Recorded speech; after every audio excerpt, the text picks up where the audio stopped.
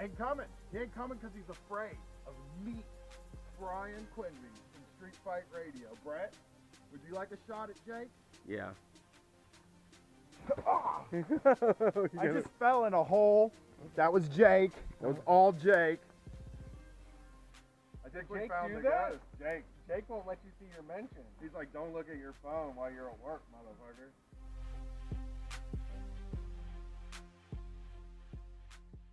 Polite It's about just it. not the polite way to have sex. That's just I really one way to have sex that's polite, and it's to say, ma'am, or sir, or non-binary person, would you like to enjoy some making love with me? And then if they answer yes, then you mount that person and you move back and forth politely, and then you kind of finish it up and you say, that was great, and then you never mention it again.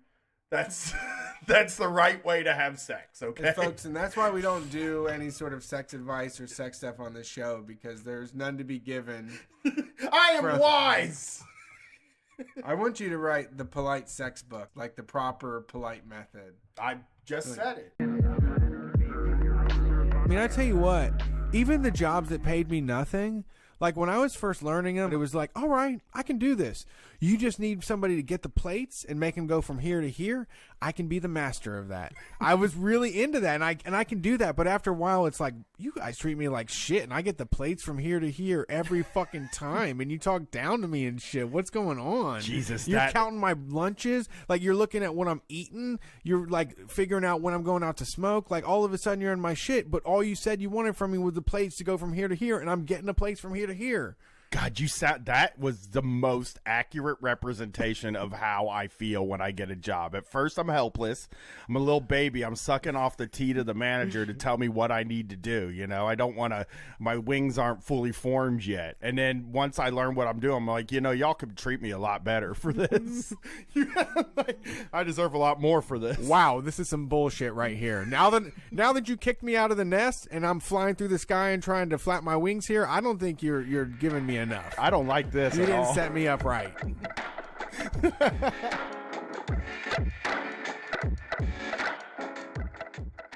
You probably hear people constantly talking about this horrible thing called capitalism. I have. Yeah, you've heard that? Yes. You're like, what? How does capitalism affect me? I will tell you, it runs your entire fucking life.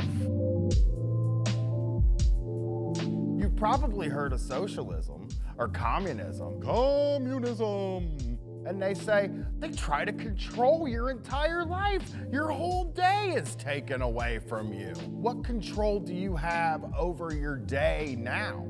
Most people have to be chained to a desk for 40 hours a week, and they're not allowed to leave. When you wake up in the morning and you feel like shit and you have to wipe the sleep from your eyes and like look around and be like, why does this have to happen this early in the morning? That's a capitalism. And it controls everything, like your healthcare, your education. It all comes down to making money, but some things just don't make money. Honestly, ask yourself, how afraid are you of getting an injury and how that could possibly fuck up your life? Yeah.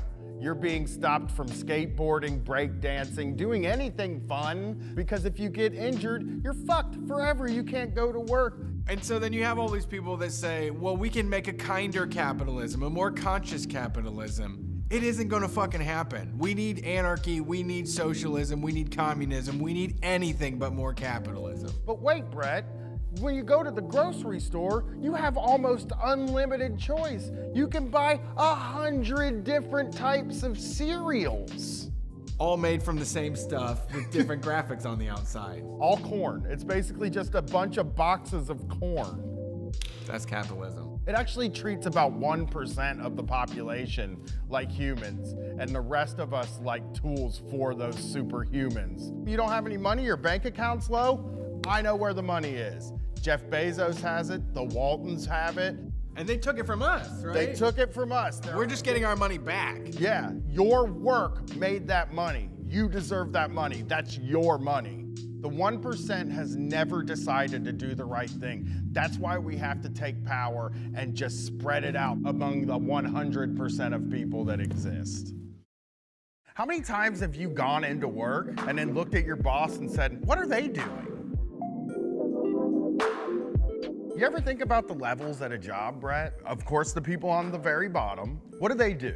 Usually clean. Yeah, and then there is the people just above them. They're the ones that do the second hardest job at the place, right? Deal with customers? Yeah, that sort of thing. And then there's another level above that, and that's the manager that's in the place. Now let's think about what comes after that, right? You might have a guy named like Glenn that comes to your office every 6 months, and you have to lay out the red carpet for Glenn. Think about what the person above Glenn does.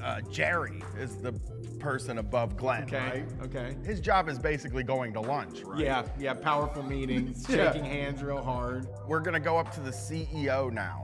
The people that sit around a table and who knows what they're doing? Nobody knows what they talk about. Playing cards. What connection does that person have to what you do and what the customer gets? It just seems like you could really chop like 5 or 6 levels off of any job and the company would still run perfectly.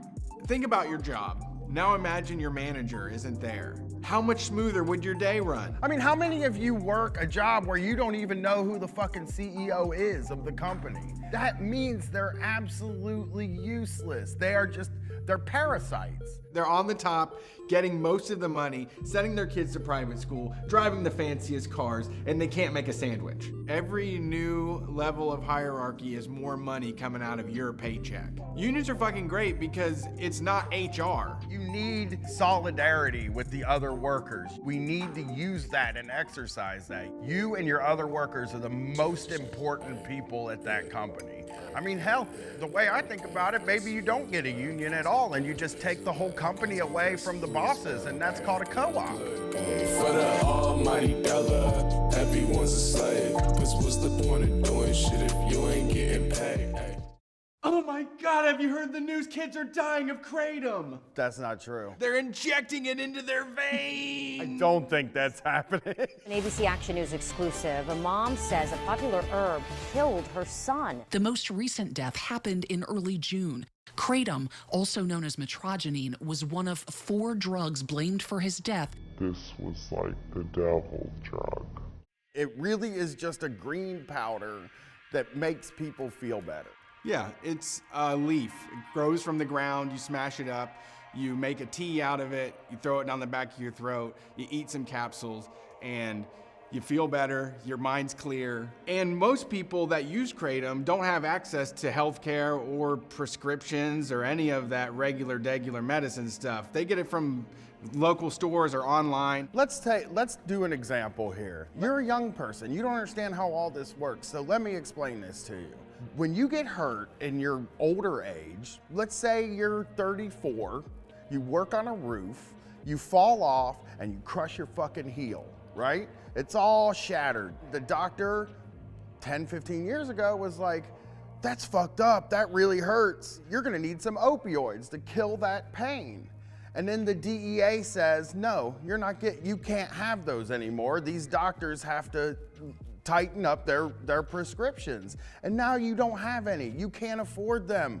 What do? You can take kratom. It has the same effects, it's less addictive, and it's more gross. So that even brings down the use. You're not gonna use it as much. Kratom kills the pain in your body. It also cures social anxiety. The government's solution to stuff like this is always prohibition, which means putting more people in jail. How big is your appetite for the war on drugs? I'm sure it's small. It's shrinking every single day.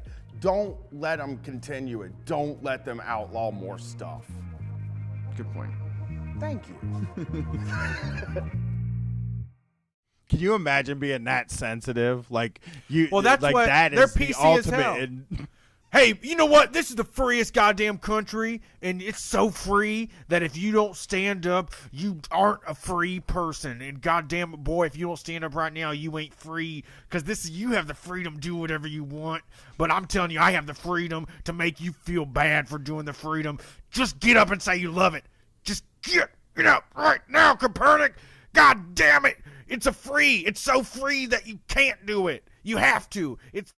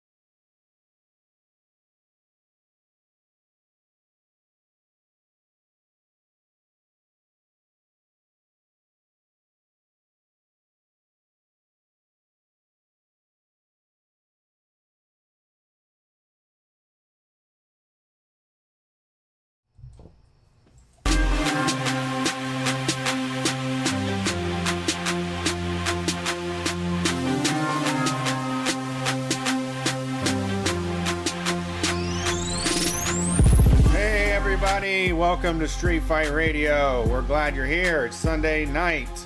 Time for a call-in show, Street Fight. That number to dial is 614-655-3887. It does not change, so write it down today and use it at a later period of time.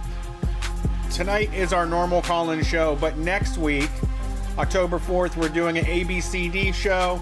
Anyone but cis dudes can call in, so write down that number once again, 614-655-3887 if you're anything but a cis dude. My name is Brett. My co-host is Brian. We're Street Fight Radio, #1 anarcho-comedy radio show on any station across the nation.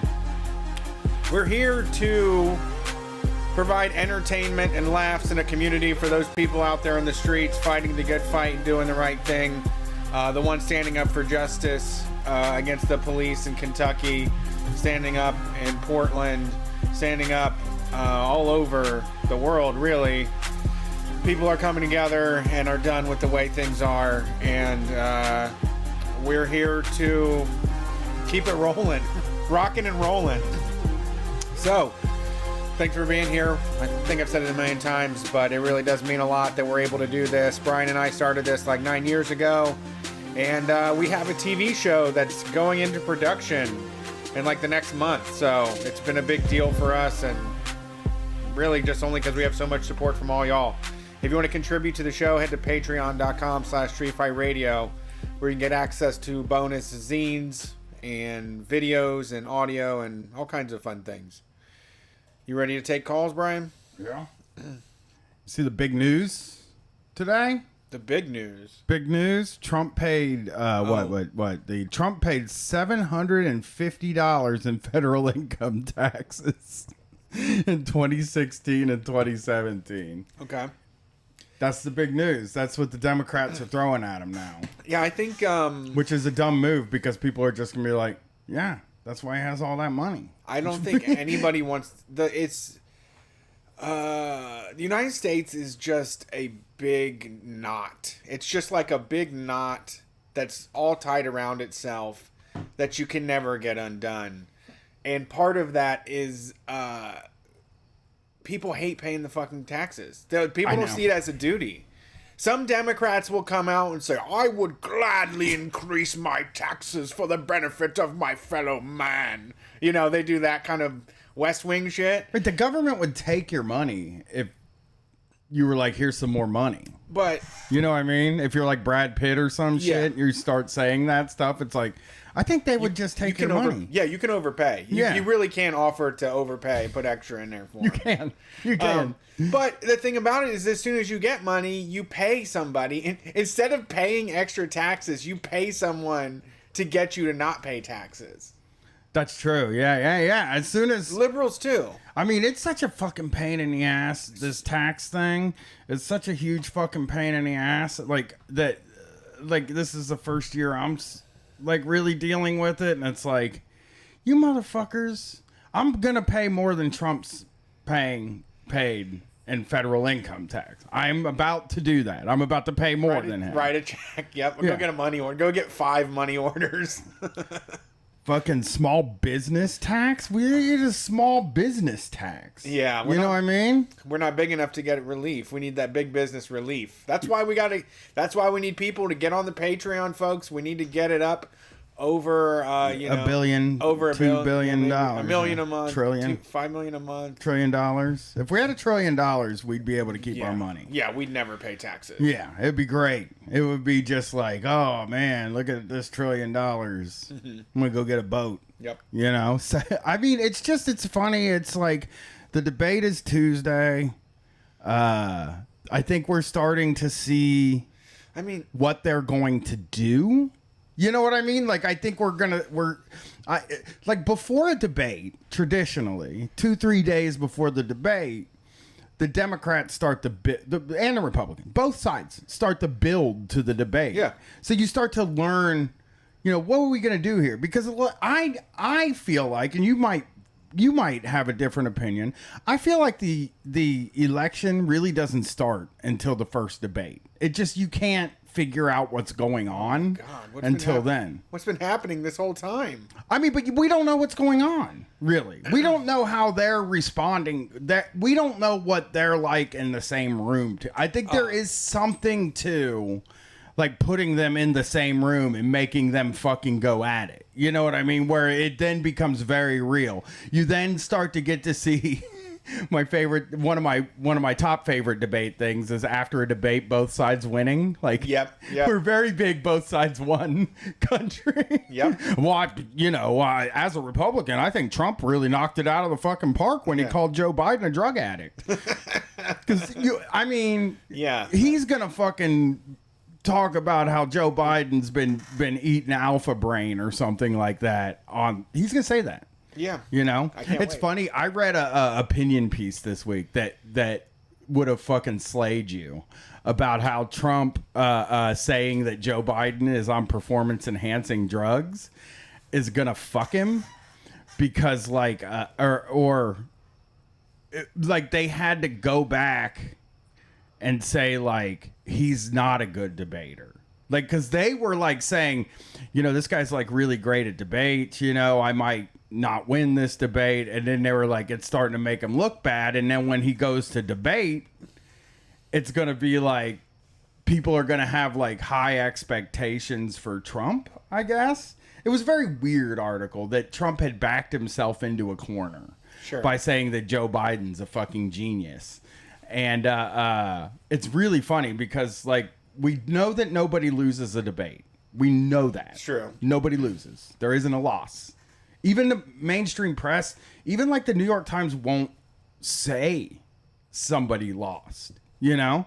Like nobody will. No, but there should be maybe a group of 15 people who get together and after the debate they tell us who won.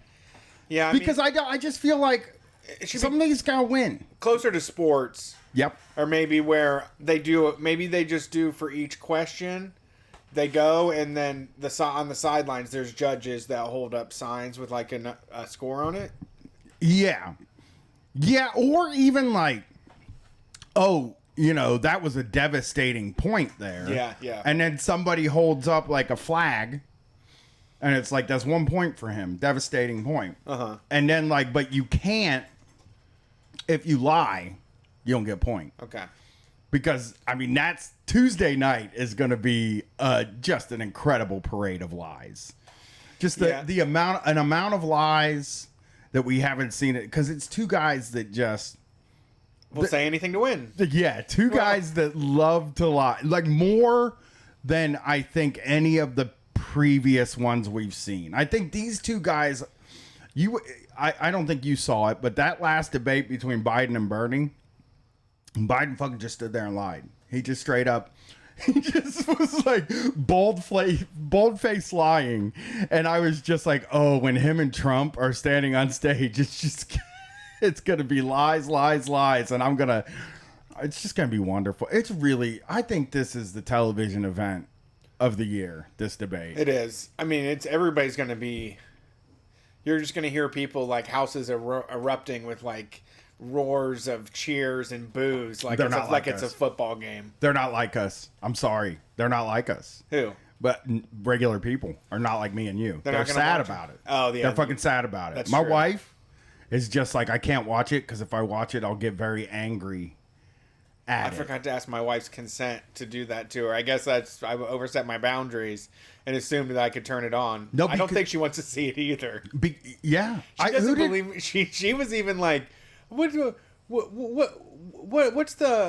always saying about Biden about he doesn't know what he's talking about? And I showed her the leg hair video and she was just like, her eyes went dark. Yeah. I showed her the good morning, Sunday morning. Have you seen the Pelosi one? I have not. I have not. No. Oh, that happened earlier this week. They asked like what specifically they were going to do, like the tactic to stop Trump. And she just went, good morning. Sunday morning.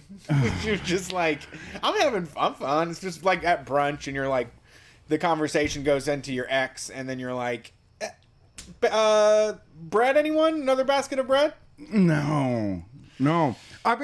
they're not dark like it's a dark sensibility that Yeah. wants to see this debate, and you want to see like it. Watching Faces of Death, and it's like It is like what that is it.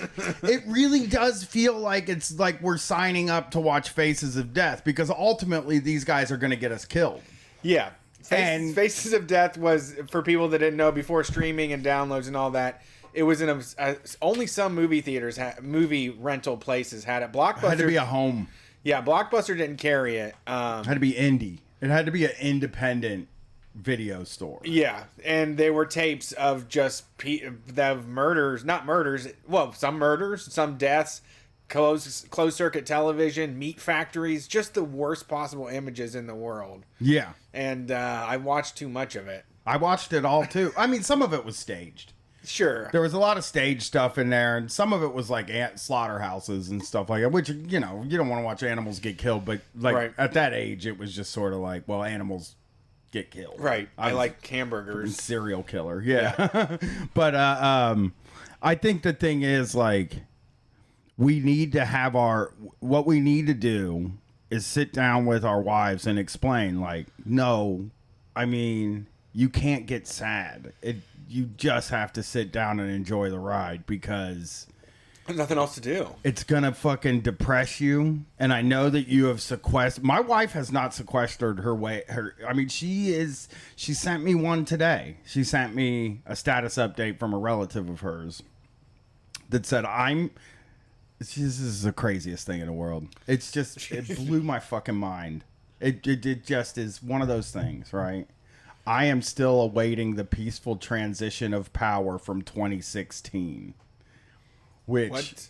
so, What? Katie asked the same question. Okay. You think you got it? Maybe.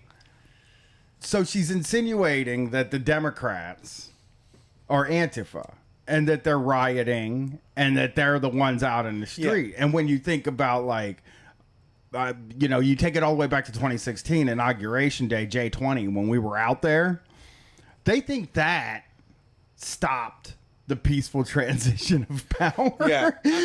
No, I knew what they meant, because, I mean, and actually, I mean, I guess I kind of can understand where they're coming from, but they were so sad at J20 because they thought that it was going to be a gigantic party and that MAGA was just going to take over the city, and there was just violent protests and all of that stuff. So they feel that, like, and it sucks. They think that Antifa's the Democrats. Antifa protesters are all the Democrats. They feel like we've thrown a temper tantrum the entire time Trump was in office. And But they have all the power. Right. And they never gave Obama, they've never been like, well, good game, Obama. They never said that. They're the fuckers that walked straight to the car and said, I don't care about the good game handshake. It's over for me. Yeah, they think Maxine Waters is out here telling us. Right. It's time. I saw Laura Ingraham posted a picture of a U-Haul truck with water in the back, and she's like, who's paying for the U-Haul? And it's like, a U-Haul costs $20. Yeah. It's like not an expensive thing, you know? Yeah, some of us involved with this have a driver's license, which is all you fucking need. Be over 25 and have a driver's license, and they'll give you a fucking U-Haul. I just wonder if they can't imagine believing in something as much as we believe in this. I really, because they don't understand it. They really can't understand being actually moved to defend yourself. Maybe with their abortion thing, if they thought of it more like their pro-life thing, I guess. But so many of them aren't even. I mean, I don't even know. Again, like, I don't think they have real beliefs about Trump necessarily. I don't think it's like a relationship where they love Trump as much as they love making people like us mad. Sure. And I think that, like, they're just not super passionate. They mobilize around that, and they don't really mobilize, and truthfully don't really care, except for every 4 years. You know, there are the regular MAGA people, but the ones that come out of the woodwork every 4 years, just like with every election, every 4 years, a bunch of people decide they. Yeah. I'm a real political wonk every 4 years that don't follow it between that 4 years, and you're kind of dealing with these people that like haven't watched or read a single thing since Trump won, you know? Dude, but you know what, though, now I think about it, though, those fucking street gangs and Proud Boys and shit are fucking everywhere. And they're doing anything they fucking want, you know? Yeah, I agree. I mean, and that is very, very new. That was not happening in 2012, you know? 26. Yeah. 2017 got wild. I think 2016 was when things started to get a little wild, but I don't think that like that has I think right, that it's not understanding the peaceful transfer of power. Like what that means is that like Trump won the election and they let him be president. Yeah. We are not standing in the way of a peaceful transfer of power. They just transfer the power. They just do that. You know? Yeah. They don't give a fuck what we think about it. You know, they run their little election and then they decide who has it, and then that person gets to get inaugurated. He gives the oath, and then he's the president. Where like just because we're in the streets and the Proud Boys are in the streets and people are fighting and all of that stuff is happening, and I do agree with you that there is a lot more civil unrest now than any other time in my life, for sure. And that, although that doesn't really have, they think it does. That doesn't really have anything to do with Donald Trump and Joe Biden. You're right. To me. I mean, it is a reaction. It's like they're mad at like people with purple hair. You know, like they're mad at non-binary people. I know. And they want to crush it. And you know, they have been crushing it for a very long time. I think I'm at the point I'm going to make some sort of Trump thing, vote some conservative something, just because it's making me mad that I know that there are going to be people that are like, well, I'm Republican, so I vote for whoever the red tie is, so that's Trump this time. Mm-hmm. But it really pisses me off that the way that they just don't understand or accept, or I don't know accept how aggressive they are. And how they've been racist, homophobic, trying to accomplish all of that stuff with the government, controlling people, doing all of this shit. And I don't know. They feel like that they're being attacked now, you know. And I don't know how to convince them otherwise. Yeah, I agree. I mean that's the thing that's always frustrated me. Really, it's the it is this idea that we are the ones in charge and we are the ones fucking the world up. Where it's like, I mean, you have every one of the levers of power is held by you. So if things are not by them as people, I still think Trump supporters are just as powerless as we are. I'm saying that like the Republicans and conservatives hold every one of the levers of power. So if shit is fucked up, why is it us getting blamed? Yeah. For? Why is it leftists who can't get fucking anything, really? You know, why are we the ones to blame? You know, let's take some calls, man. Let's see what everybody's up to. Fake news, maybe. Hopefully somebody gives us some fake news. I love fake news. I do too. Thanks for calling Street Fight. Who are we talking to tonight? Hey, this is Sean from Philly. Can you guys hear me? Yeah, we hear you very well. What's up, Sean? Hey, I just wanted to call and say first, real quick, I saw your guys' first live show in Philly at Everybody Hits. Called the thing that just closed down. Everybody Hits, yeah. And Everybody Hits, the batting cage / punk DIY show, or punk DIY place. And I just want to shout out Brian real quick because I had just moved to Philly a couple months ago, and before that, didn't know anyone at that show, and I think and then was surrounded by like people on the internet and on their phones the entire time. And Brian just kind of came up to me and was like, "Hey man, how's it going?" And I didn't know your show yet. I knew it through Chapo, but yeah, that was just really cool. So thanks for that, Brian. That was just like a really nice thing to do. Just walk up to some random guy. I like walking in the middle of that place. I like talking to random guys. So that's just you picked a good one. Very so fun. I did. Thank you. What's up, Sean? How's it going? It's great. I wanted to call, and so I'm a history teacher here in Philly. I wanted to share some for sophomores, actually. Just like, is Gwen a sophomore this year? Is that what I've heard? She is. Yep.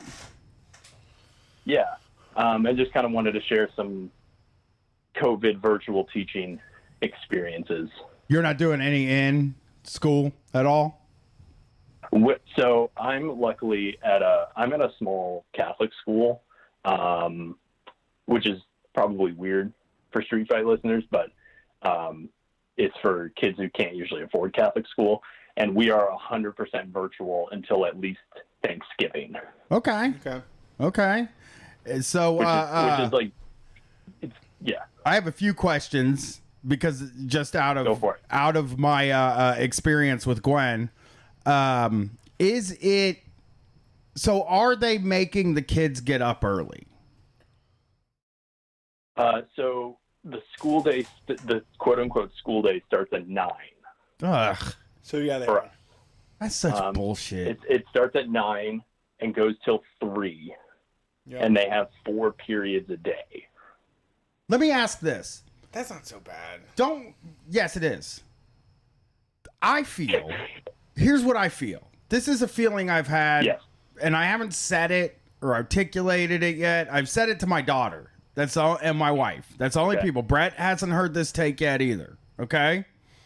We have a golden opportunity right now to change what the school day is, because research over decades has said that teenagers should get more sleep and that they should sleep later.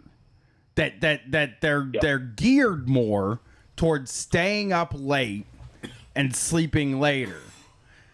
So we should be taking advantage of this time where things are different and testing that out. You know what I mean? Testing out how to fix that. I hear you on that 100%. Yeah, that seems to me like this is the time to try this. And then if this works, I'm not talking about 4th graders or 3rd graders or kids that can't stay home, but couldn't we start thinking about making high school start at 11 or noon or something like that? Because that would be the time. I hear you. I think the argument, and I'm not saying I'm promoting, but I think the argument I've heard is that, like, when it comes to, like, teenagers, like, especially, like, the kids I teach, a lot of them, especially if they're juniors and seniors, have after-school jobs even now. And so it's kind of like, oh, if school goes until 6, then they can't work at all. Nah, but we don't want them to work. I understand. I understand that that's not you saying that, but, like, I mean, no, I know. In a horrible fucking world, they work. You know what I mean? Because I just don't think in this awful reality. Yeah, because I don't think in a perfect reality. Yeah, I don't think moving the school day around so that not moving it around, keeping it the same just so that they could go to after school jobs doesn't make any fucking sense to me. And I also think that we're at a time where maybe, because I think we should be experimenting with schedule flexibility right now in all aspects of life. So I even think that jobs should be experimenting with that flexibility and schedule. And I just can't see a reason why school has to start at 9 a.m. if it's happening at your house. Like, I think students would rather it start at noon. Yeah, I agree. So when we do trimesters, and so we were on spring break and when the lockdown started, and then we did our 3rd trimester entirely from home, and that was chaotic and it was random, but it was essentially just like me posting assignments early in the morning and then hopefully them getting it done by the next night or whatever. And I would record videos and they would do stuff. But it was very chaotic. And I also have a toddler at home. So it was the schedule just was not regular at all. Yeah. But now, like during this first year, it's like class. They're expected to come. They're expected to have their camera on, though I do not enforce that. And we're not supposed to record anything on Zoom because of privacy laws. Like we can't record the class we're teaching with kids in Zoom so that then kids who couldn't make it can watch it later. Like it's a privacy issue, unfortunately. Oh yeah, that's tight though. That's a good idea. Yeah. Yeah. So are they paying attention, do you think? Like what is your impression of how they're taking in any of the information? So we've done it for 4 weeks, and there are kids who have their cameras off. There are kids who are probably gaming. There are kids who I know that, and I'm honestly powerless to stop it. And I've kind of at the beginning of the year was kind of like, I'm very much kind of told them like, hey, just do your best here. Like, please try. Like, I can't control anything right now, but please just try. But like, it's been pretty, like, kids are mostly engaged with what I'm doing. I would say 80 to 90% of them have their cameras on, and it might be like pointed at the ceiling. But again, I don't really care.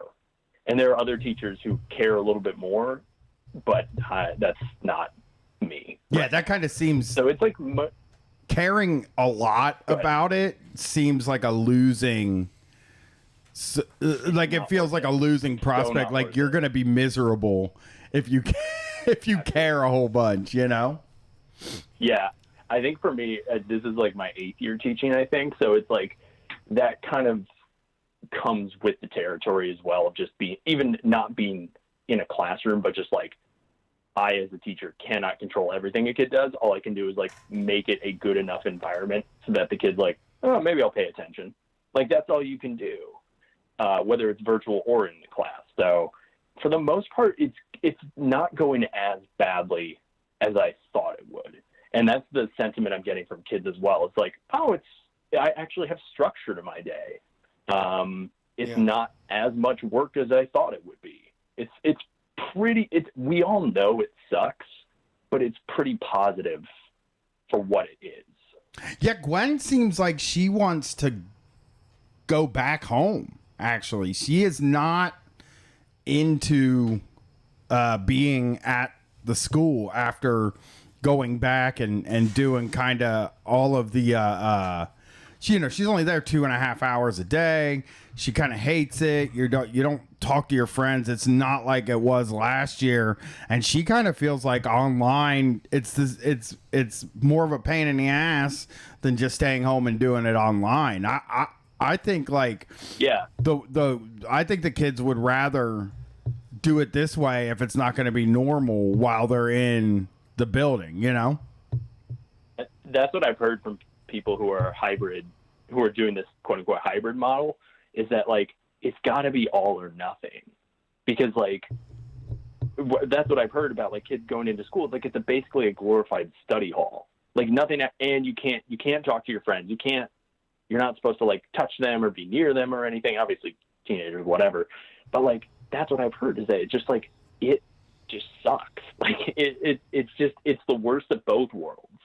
You don't actually get to hang out with your friends or really learn anything. Like it might as well just be one or the other. And I'm glad our school is only 500 kids, where it's just like, nope, everyone stay home. Who cares? So I recognize I'm very, very lucky and grateful for that. Yeah. And shout out to the rest of the teachers who are having to do in-person or hybrid in the middle of this, because it doesn't make sense. It just doesn't make sense. It only makes sense as having a place for the kids to go while their parents are at work. That's the only way it makes any sense. Because you can't do any. It's just, if you're not doing, I don't know, if you're not able to put the kids in groups and have them talk to each other, if they're not able to go to lunch and fuck around and they're not able to go to gym and they're not able to do all the normal shit, then there's no fucking reason to have them in the building. It seems like it really seems like an unnecessary risk. And I've said this on the show before. When it comes to high school, they don't need their parents to be home. So let's just let the high school kids stay home. I know that sounds really unfair if you're in 8th grade, but guess what? You're in 8th grade. You know what I mean? In 9th grade, you'll get to stay home. Life already sucks enough. It's already unfair that you're in 8th grade. Yeah, 8th grade's the worst. You just deal with it. Yeah, 8th grade really was the worst. For parents, I will tell you, 8th grade's the worst year. That's good to know. 7th grade was my worst year as a student and for teaching, but that's good to know from parent perspective. One more point, and then I'll jump off, is that like I know teachers who are like we're an income capped school, so like families aren't supposed to make like above a certain amount to go to our school, and I know teachers at like ritzy private schools who are fully in person, and you know that's specifically because all their parents have financial or political power to be like, get these fucking kids out of the house, I'm not taking care of them anymore. And my kids, like my students, my families, my parents are definitely like not that. So we're all just like, oh, okay, we're just accepting virtual. Like that is what it is. Yeah. I think like the people that are very mad about, I mean, here there is a school district that actually made the decision that they're not coming back this whole year, and the parents protested. But it was more of a suburban school district, and they were just, you know, it was like Trump country. You know what I mean? It wasn't like It wasn't like a regular school district. So, you know, I don't know. I think it is a difficult situation, and I understand not being able to figure out what to do about not being able to figure out what to do if you're a parent and your kid doesn't have to go to school. But like, if they understood what was happening in that building when they go back to these hybrid courses and stuff, although I think the parents that were protesting probably wanted them back full time, no mask. You know what I mean? So like, they just didn't kind of care about it. But yeah. Well, thanks for calling in, Sean. It was good to talk to a teacher. Yeah, it was great to talk to you guys. I'll call back with a quitting story at some point. Sweet, thanks guys. Peace. Can I just say something before we get to the next call? Is that like, you know, just want to make a straight line here to what we were just talking about with Sean. Is that like me and Brett went last night to go see. And you didn't hang up. Me and Brett went last night to go see at a drive-in to see Hannibal Buress do a performance. And as we were standing there watching it, or I was standing, everybody else Brett was sitting, you know, people were just kind of doing their thing. Guy, I realized that in order to do something like this safely, which I felt last night was very safe. I felt like they did a really good job of keeping people apart from each other enough in their groups, and that like I felt very safe at that show. That maybe it's pointless to do comedy in that way because it didn't work. Yeah. You know, and there's no like reaction to go off of when like you're up there. We're at the drive-in movies, and so he's up there telling jokes, and we're watching it live. But there's no roof. There's nothing for any sound to like. The sound just disappears as soon as you started laughing. Like you probably can't hear it from 10 feet away. Nope. Couldn't even hear the people laughing next to us because we were so far away from them. Yeah, that's true. You know what I mean? Because it was like sort of you got your own space, and it was spaced out. Like in a normal year, you would have 2 cars that get to park in this spot. There are 2 posts with the things on it. 2 cars would park, one next to each one, but they were having 1 car in between the 2 posts. So you're kind of far away from the other people watching the show too. And it's just, there was like no chemistry, no real palpable energy in the place. And like, it just had me, I was sort of watching it and I was like, you know, Yeah, we might as well not even do this. We didn't have to do this. Yeah, maybe. Yeah. Might as well not even do this. Yeah, it's, and not just pointless. I mean, you got to try. I mean, that's what I think.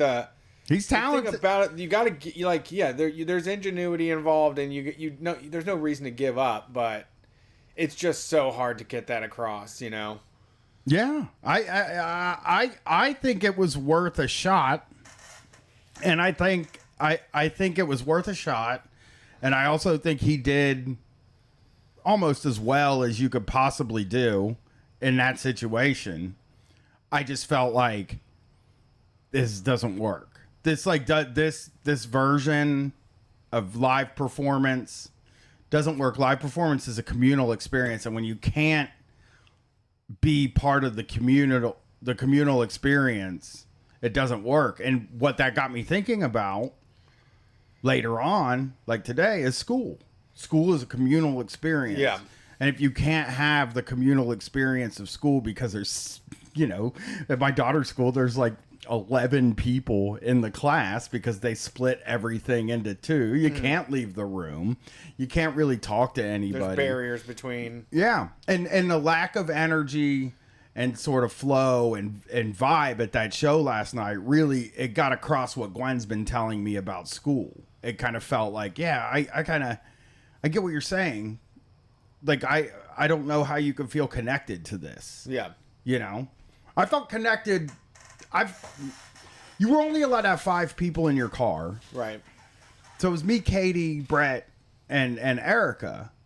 And I felt connected to Brett and Erica and Katie. Like, I felt like, you know, we had a good time together. It was fun because we could also comment, like, loudly to each other without getting pointed out. Yeah. But still, it was like sitting on the couch and watching a stand-up. With your friends, which is great. But we've been hanging out the whole time. Right. It wasn't a communal experience. It wasn't...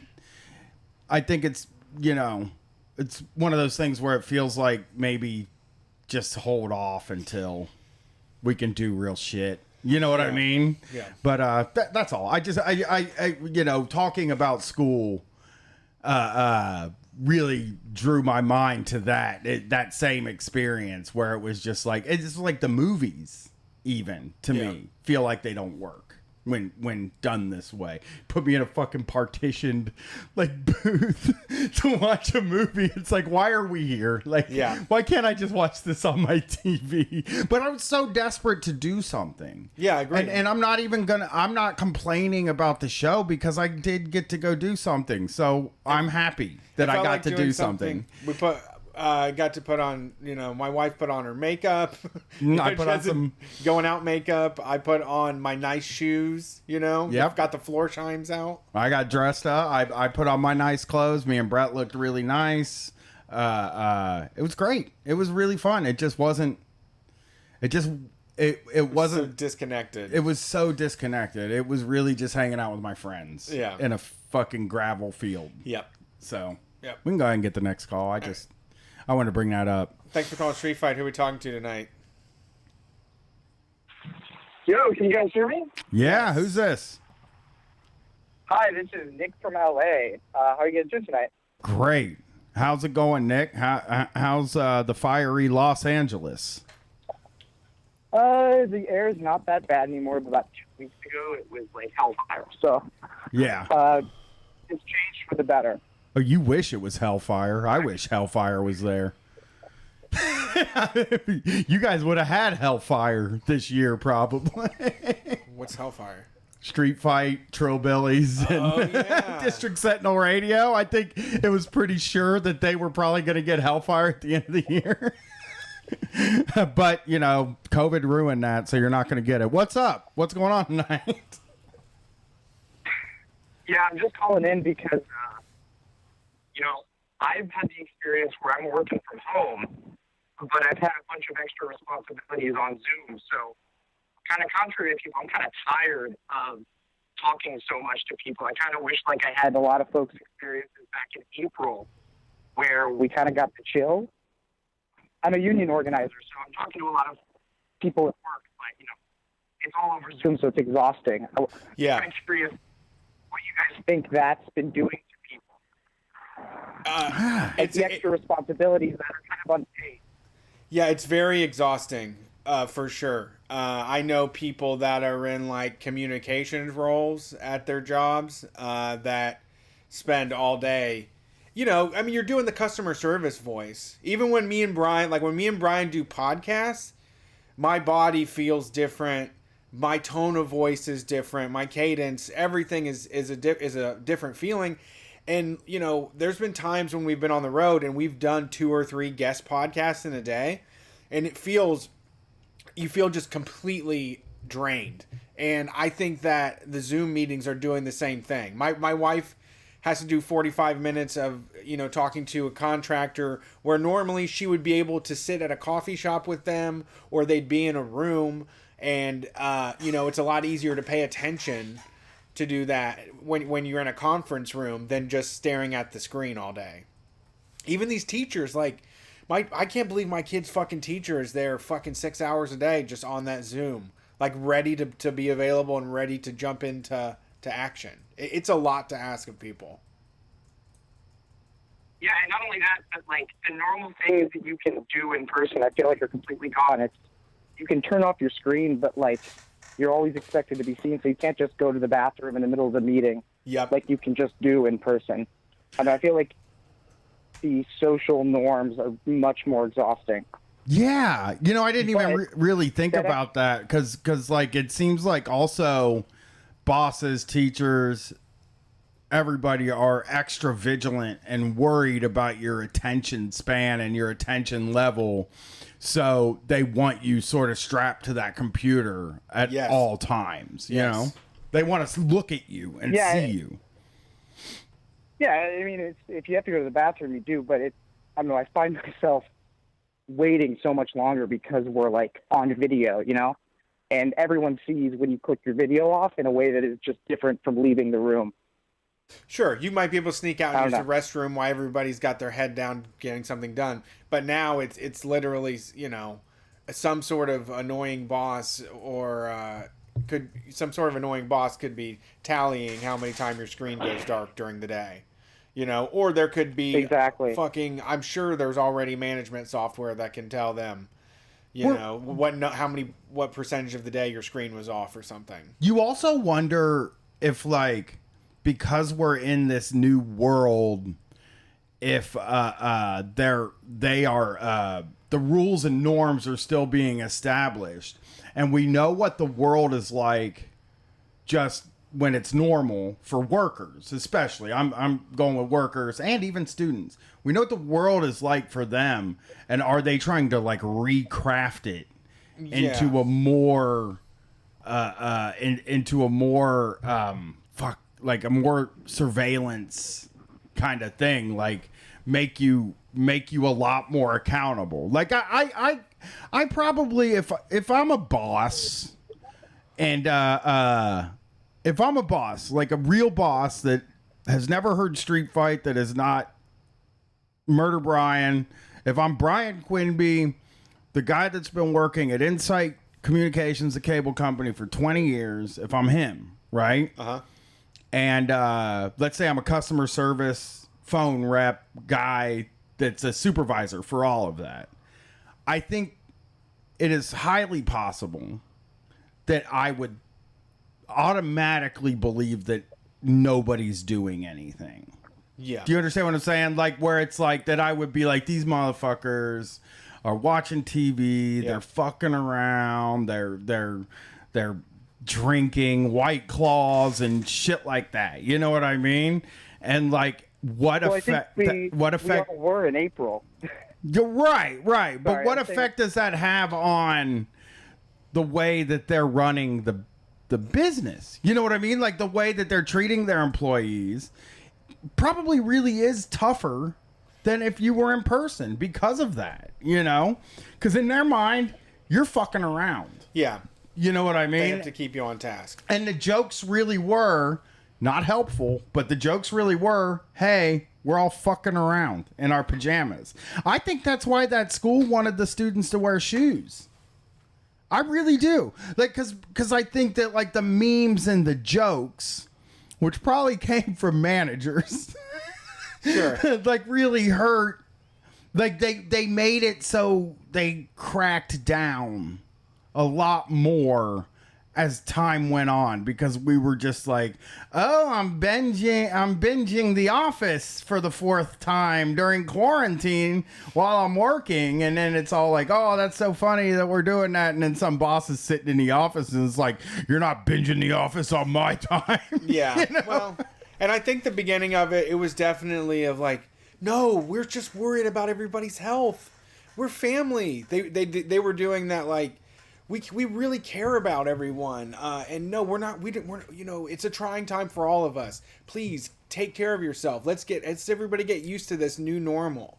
And then about 3 months in, it's like, all right, yeah, we get it.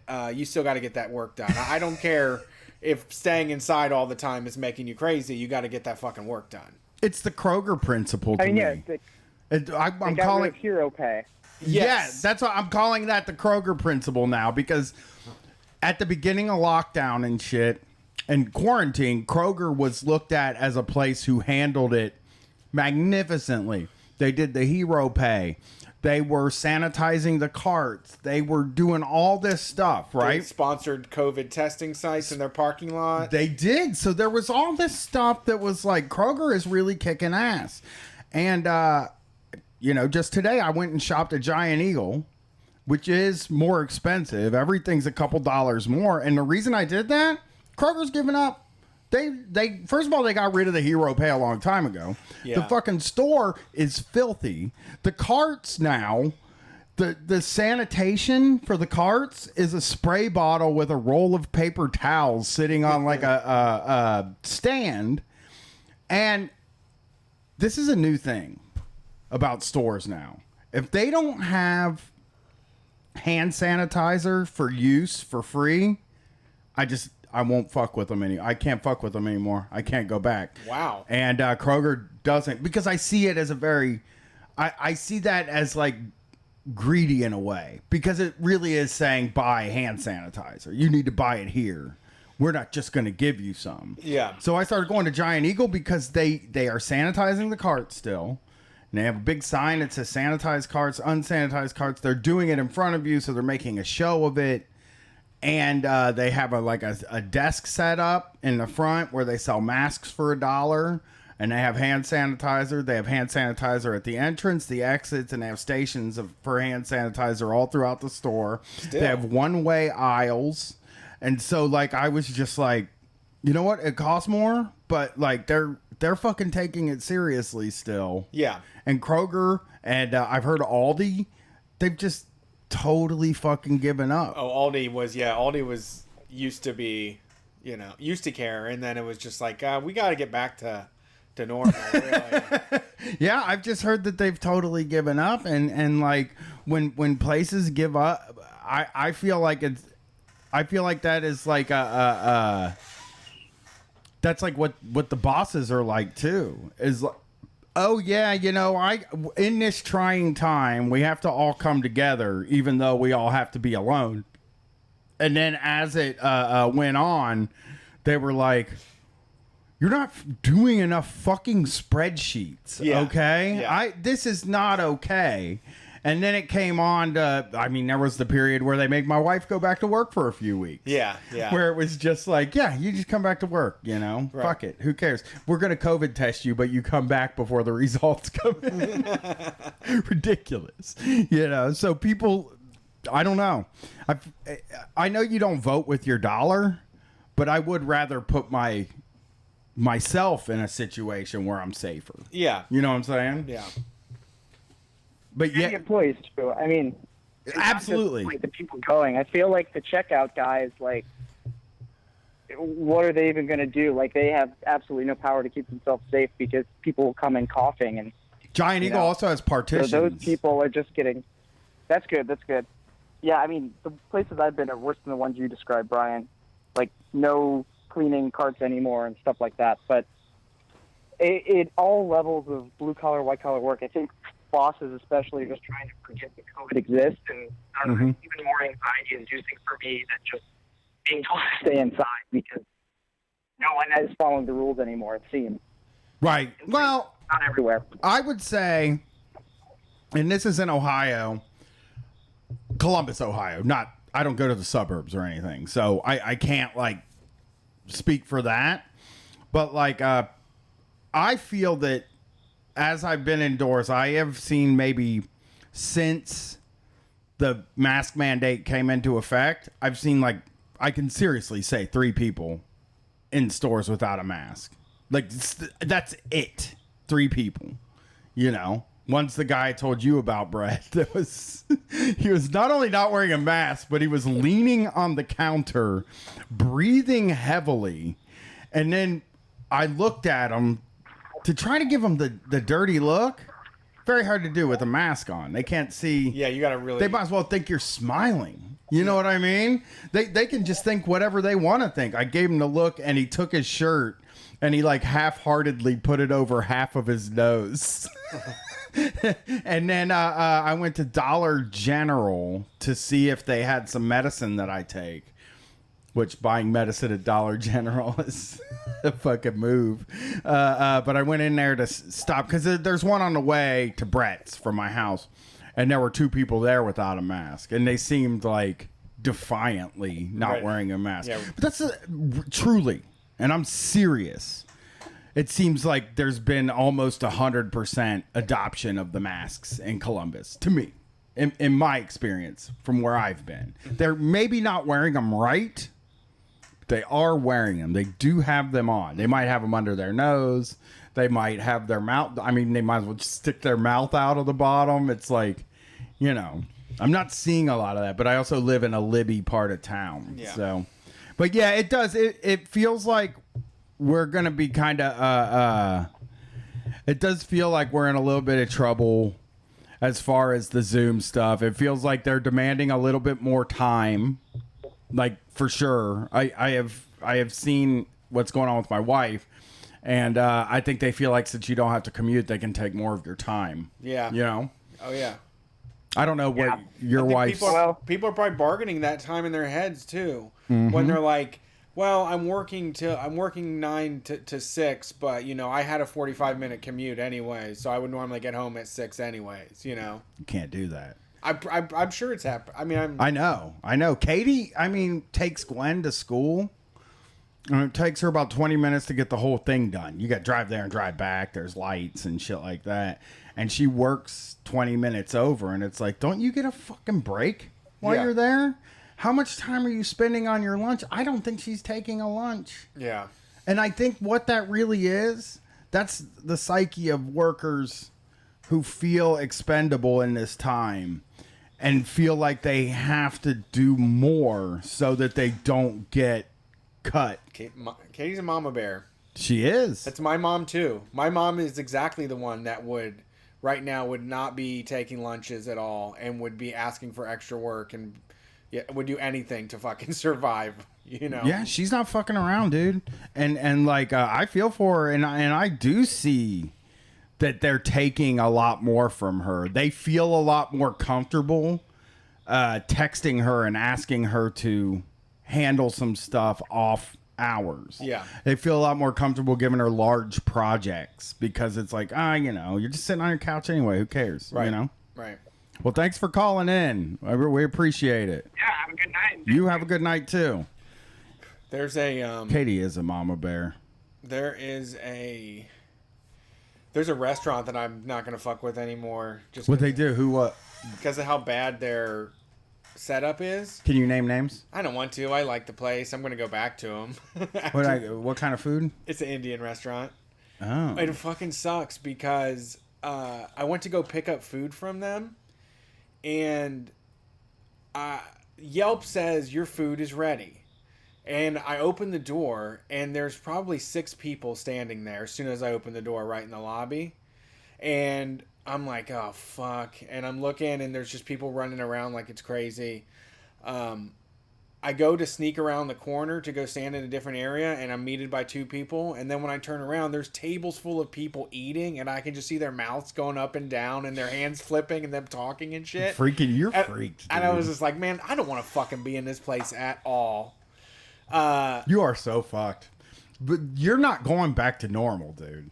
I think when shit gets when people decide to go back to normal, I'm gonna be hearing from Brett after live shows.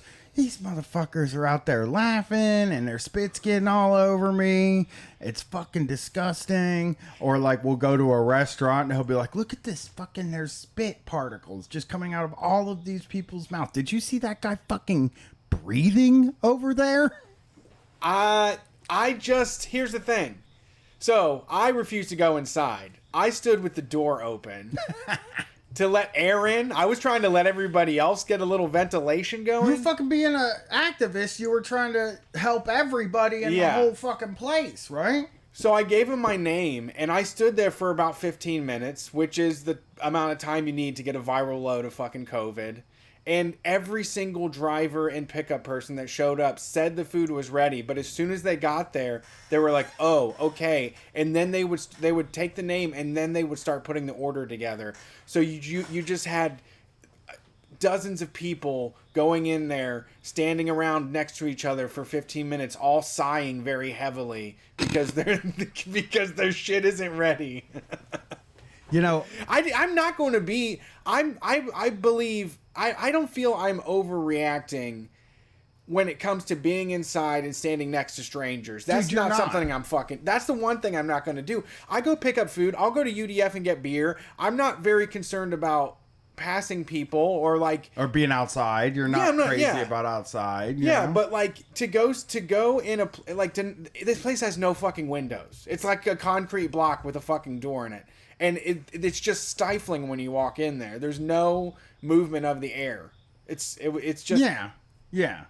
I could see it. I'm not blaming you. I just, every once in a while we talk and you're like, there's these people. Me and you were joking last night about somebody and fucking saying like, oh, this fucking motherfucker's just look at him over there breathing. You know what I mean? And like, you've said it a few more. I'm not like, I'm trying. I want to come out of this on the other end the same guy I was before it. Well, no, in regards to germs and shit. Okay. Not the same guy. This affects you for sure. Yeah. But I don't want to be a guy that's constantly worrying about germs after this. Oh yeah. Because I never did before. Yeah. And I am now. But like when Dr. Fauci says I don't have to anymore, or whoever's gonna say it, then I want to go back to being like, send me your fingernails, I'll eat them. You know what I mean? I want to be that guy. I want to be the guy that says he'll drink bath water. Yeah. For money, for a lot of money. Yep. All right. Let's get another call in. Thanks for calling Street Fight. Who are we talking to tonight? This seems like a skeleton. Skeleton. This is the most silent. Hey guys, how's it going? Wow. Damn, this. Are you on a Shure SM57? Are you in a sound great. Studio or something? You sound great. What's up? Who's this? This is Labor Lifts. I'm glad it sounds all right. I'm just on my phone. Well, it sounds like you're in a soundproof room, so that's great. Yeah, fan fucking. How much you lifted? You know. Today, what you bench? Benching around 200 on a good day. Right on. 155 body weight. I once tried to bench 70 pounds and did not do it. How long ago? Oh, it was when I was like 17, but I did it in front of my friends who like weren't like super understanding. They weren't encouraging benching in front of your friends is a big risk reward thing. Yeah, they weren't like super encouraging about the possibility of maybe working up to being able to do that. They called me names. Sure. 90s names. Yep. They called me 90s names. For that. That's a good way to put it. What the hell is a 90s name? Oh, you don't want. We're not allowed to say those words anymore. F words, C words, whatever. Anything that's a word. Yeah, the 90s names are gone now. What's going on tonight? Not too much. I'm just hanging out with a buddy of mine. When we were in college, I used to help him fix up cars, and we're social distance now, so we found a simulator on the computer where we fix cars. That virtually. is fucking sweet. That's so funny. That's cool. The controls are terrible, so we're desperately trying to figure out how to put this car together. It's such a good experience to have with somebody else, like even if it's not the real thing, just trying to play a horrible game that nobody else has ever, Is it popular online? Oh yeah, we've split it. He knows the car stuff, so he's putting it together. I am searching how to do fucking anything in this game on the computer and telling him how that works.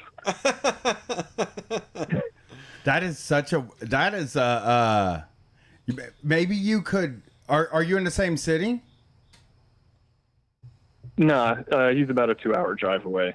Maybe you could get a model, and you put a piece on and then mail it to him, and then he puts a piece on and then mails it back, and get yourself a nice little physical model car, right? That's just an idea. I'd be too worried about it breaking. Like, that would be sweet if it worked. Yeah, I've been thinking of, all through quarantine, I've been considering getting model cars and putting them together.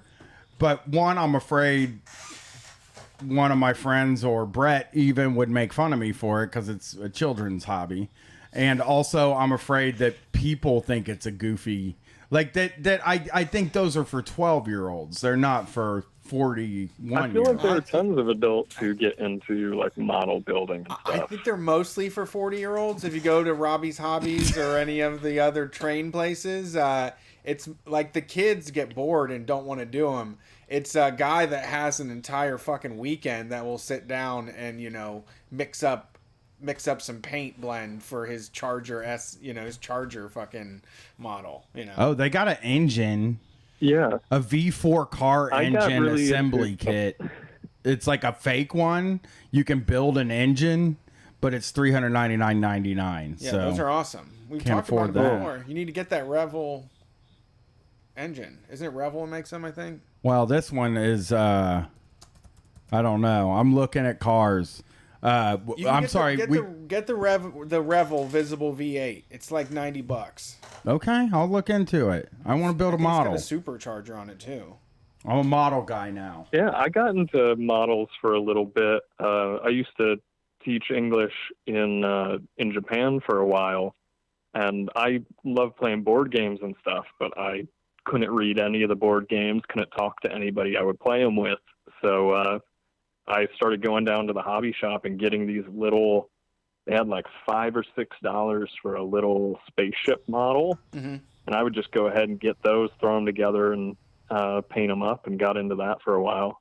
It's a neat little way to pass the time. Oh, yeah. We used to do painting parties all the time. The Zombies board game, and like Tannhauser was another one. There was a few games that we played that they would just have plain one color plastic figures, and we would just stay up all night, like drinking and smoking and painting figures. So Brian, I would do a model day if you want to sit down and do model stuff. Can't you do it over time? Huh? Like, couldn't I do it like over time? Yeah. Oh, you would do one with me. Yeah. Let's do that for shit. I love I'm looking them up. Like the one hair brush and just like laying down, like putting in like the pupil of an eye on like a little tiny ogre character or something.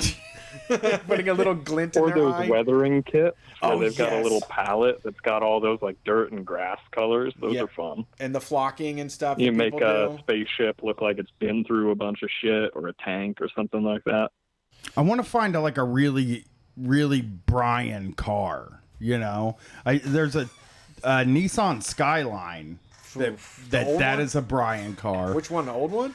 It doesn't say what year it is, like but yeah, R32 or R34. it says GTR R34 V Spec 2. Oh yeah, that one's fucking awesome. It's a Nissan. Dude, it's like the baddest car. Oh, really? It's got Brian vibes to it because it's not like a race car looking thing, but it's like it's a Nissan, It's like the baddest race car in drifting, dude. That's like Fast and Furious car. I swear to God. Skyline? Yeah, I mean, dude, Matt got one all the way from Japan. What? It's fucking sick. They're awesome. Oh, I had no idea. It looks like a fucking boring compact car. That's what's sweet about them. Then you can dust a fucking Mustang. Okay. It puts out like the Mustang has an engine like twice the size, and it can't even fucking keep up with it. Yeah. Yeah, I got to get a good one. Maybe this 67 Dodge Coronet would be for me. Oh yeah, that sounds like a good Brian car. Now we're talking. When Skyline threw me off guard. I was like, damn, don't hog that. That's what I want to do. Trying to get some Brian cars. We got to find a good... Dodge Coronet's perfect. Oh, a Gremlin X. 1974 AMC Gremlin X. I want one that I can display in my office. Okay. And it can't be like a Lamborghini, because I'm not a Lamborghini guy. You know what I'm saying? Of course. I'm not a Ferrari guy. Right. I'm more of a like... I don't know. I don't know. I haven't looked. The 1965 Chevy El Camino. What about Impala? What about a 90? What about that Dale Earnhardt Impala? Oh, 64 Impala. Okay. That's what I should a classic. get. And then see if I can get hydraulics for it. Okay. Rolling in my 6.4. Wow, wow, wow. Sorry, we definitely just cut you off there. No, that was fun. I was trying to figure out a better Brian style car, but I don't know my stuff that well. That's why I'm just the helper on these. You're not a car guy? I thought you were a car guy. My friend's a car guy, and I've kind of picked some of it up helping him, but I'm still not that great with it. Hey, I'm not either. I'm excited to. I would love.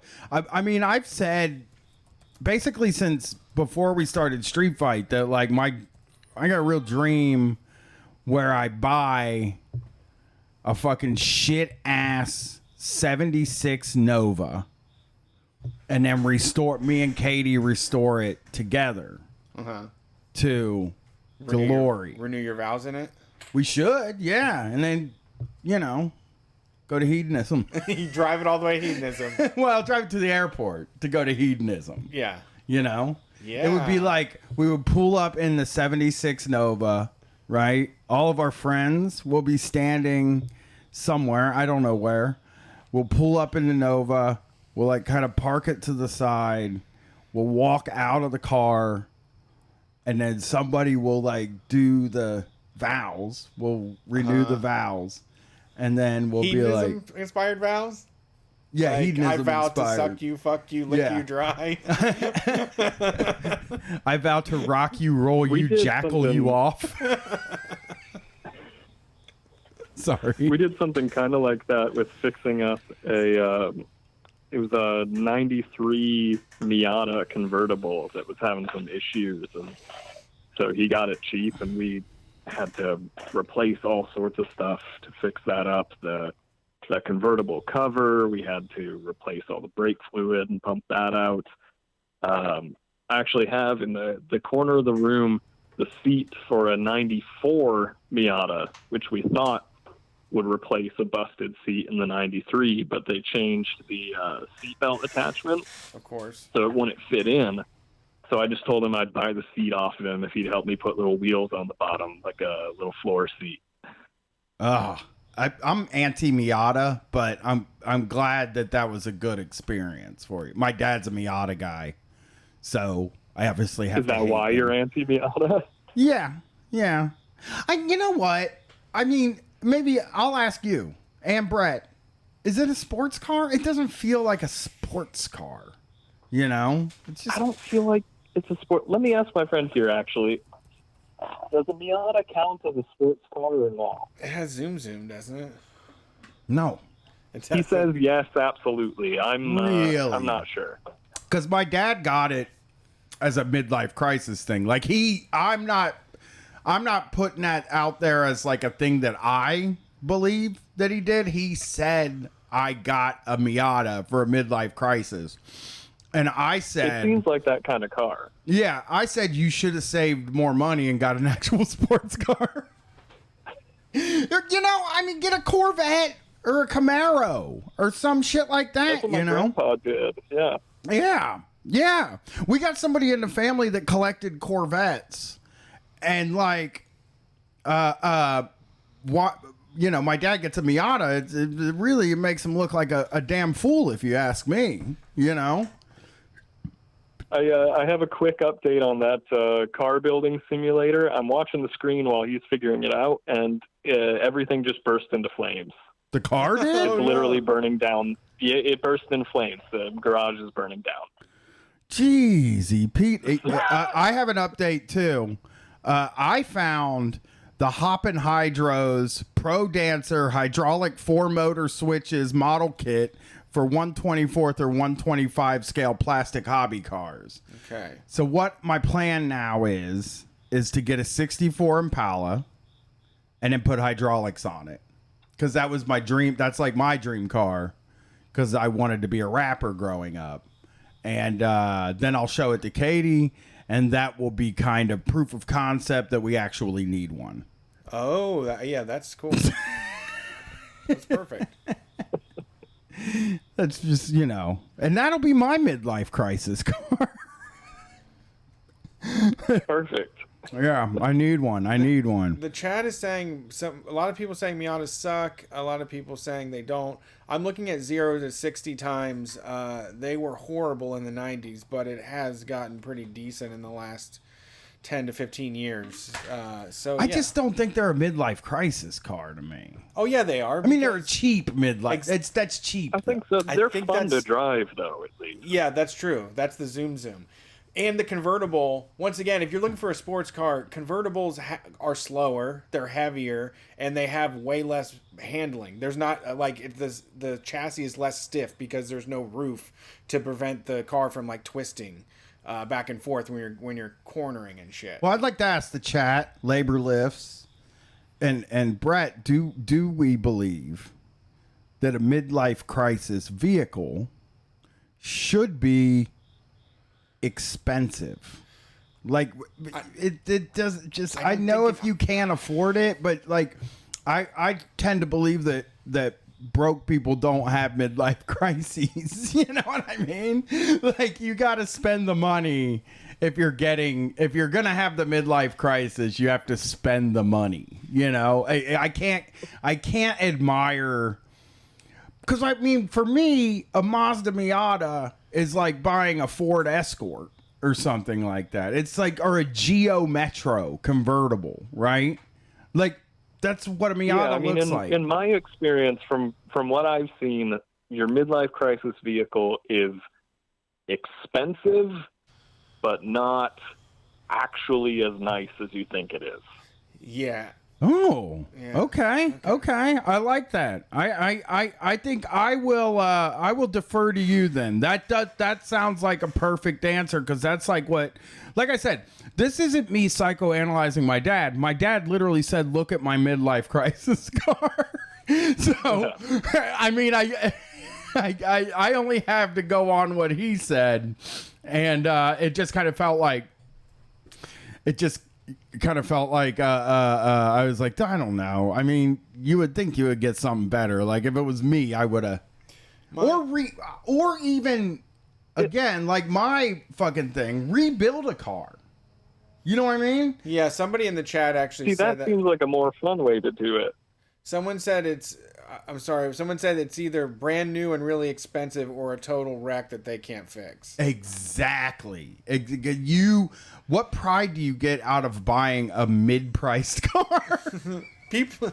Yeah, like my grandpa, he had his whole, I guess, late life crisis. Got a Corvette, but it wasn't like a nice new Corvette, and it wasn't old enough to be a classic Corvette. It was just kind of old enough to cost more than it's worth. So it gets back to that. It was expensive, but not as nice as he thought it was. Right. God, that's funny. It couldn't be that expensive. He's retired. Oh, old white guys are something else, man. Yeah. I'm one of them. Yeah, my parents didn't do it, which is good. I think my parents practiced some sort of temperance about, like, I don't know. I think they kind of knew that, like, buying shit all the time is not really, like, gonna do it. Like, eventually you run out of shit to buy. But the person I know, the guy I know that went through the worst midlife crisis, and it is a selfish guy thing, I have to say. I'm not saying it's not a woman thing. Huh? Yeah, you're right. You never hear about women having them. Chrome Girl in the chat says, my ex-husband was broke as fuck and got a motorcycle and a car thinking I'd make payments on both of them. That is a dude move. The guy I know, though, his parents died, and he inherited a decent amount of money. Once again, not life-changing money, and so he bought a boat, and he was born at the beach and ended up in Ohio through jobs. So he was one of those guys that just salt life everything. That was all his life was about. He gets this boat, and it sucked. Like they paid so much money, $30,000-$40,000 or something, and it had no fucking room at all. Basically, 5 people could be on it, and you had to be seated. There was no standing area. There was no deck. There wasn't anything, and it was just, I just couldn't believe it when I saw it. It was so hard to bite my tongue and not just say like, this is it. Yeah. I mean, that's the problem, right? Is like when you go through these things and you buy like a new thing, especially with a car, it's like I don't get impressed. It takes a lot to get me impressed with a car. I just said I want a 64 Impala.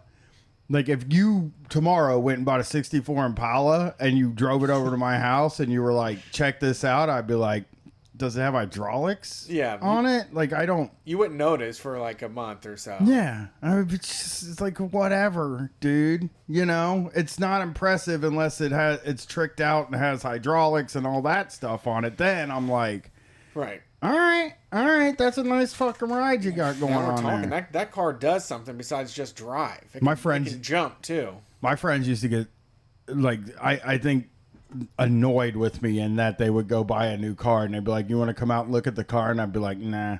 I want to put shoes on. Yeah, no, not really. I've seen a car before. Like I've seen lots of cars. You can go out on the freeway and see endless cars. It's crazy. Well, Labor Lifts, thanks for calling. It was very fun. Great talking with you guys. It also looks like you're going to cost me about $100 now for a model. Well, the model's $40, and the hydraulics are $45. They make hydraulics for model hydraulics. That you get separately. A little lifter. Okay, I think I can make sense of that. Huh. Yeah. Also, you're gonna have to buy paint and brushes stuff too. So we're looking at $120 here. Yeah. Maybe $150. But it could take up a decent amount of time.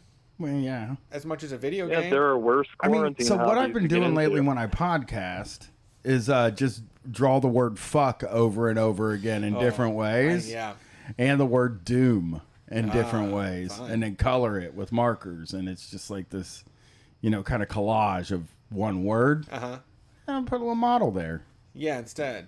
It's kind of what I'm talking. Just something to do. I need something to do with my hands when I'm alone. Glue. All right. Well, thanks for calling. Appreciate it. Let's get another call also, in here. All right. See you guys. Have a good night. Correction.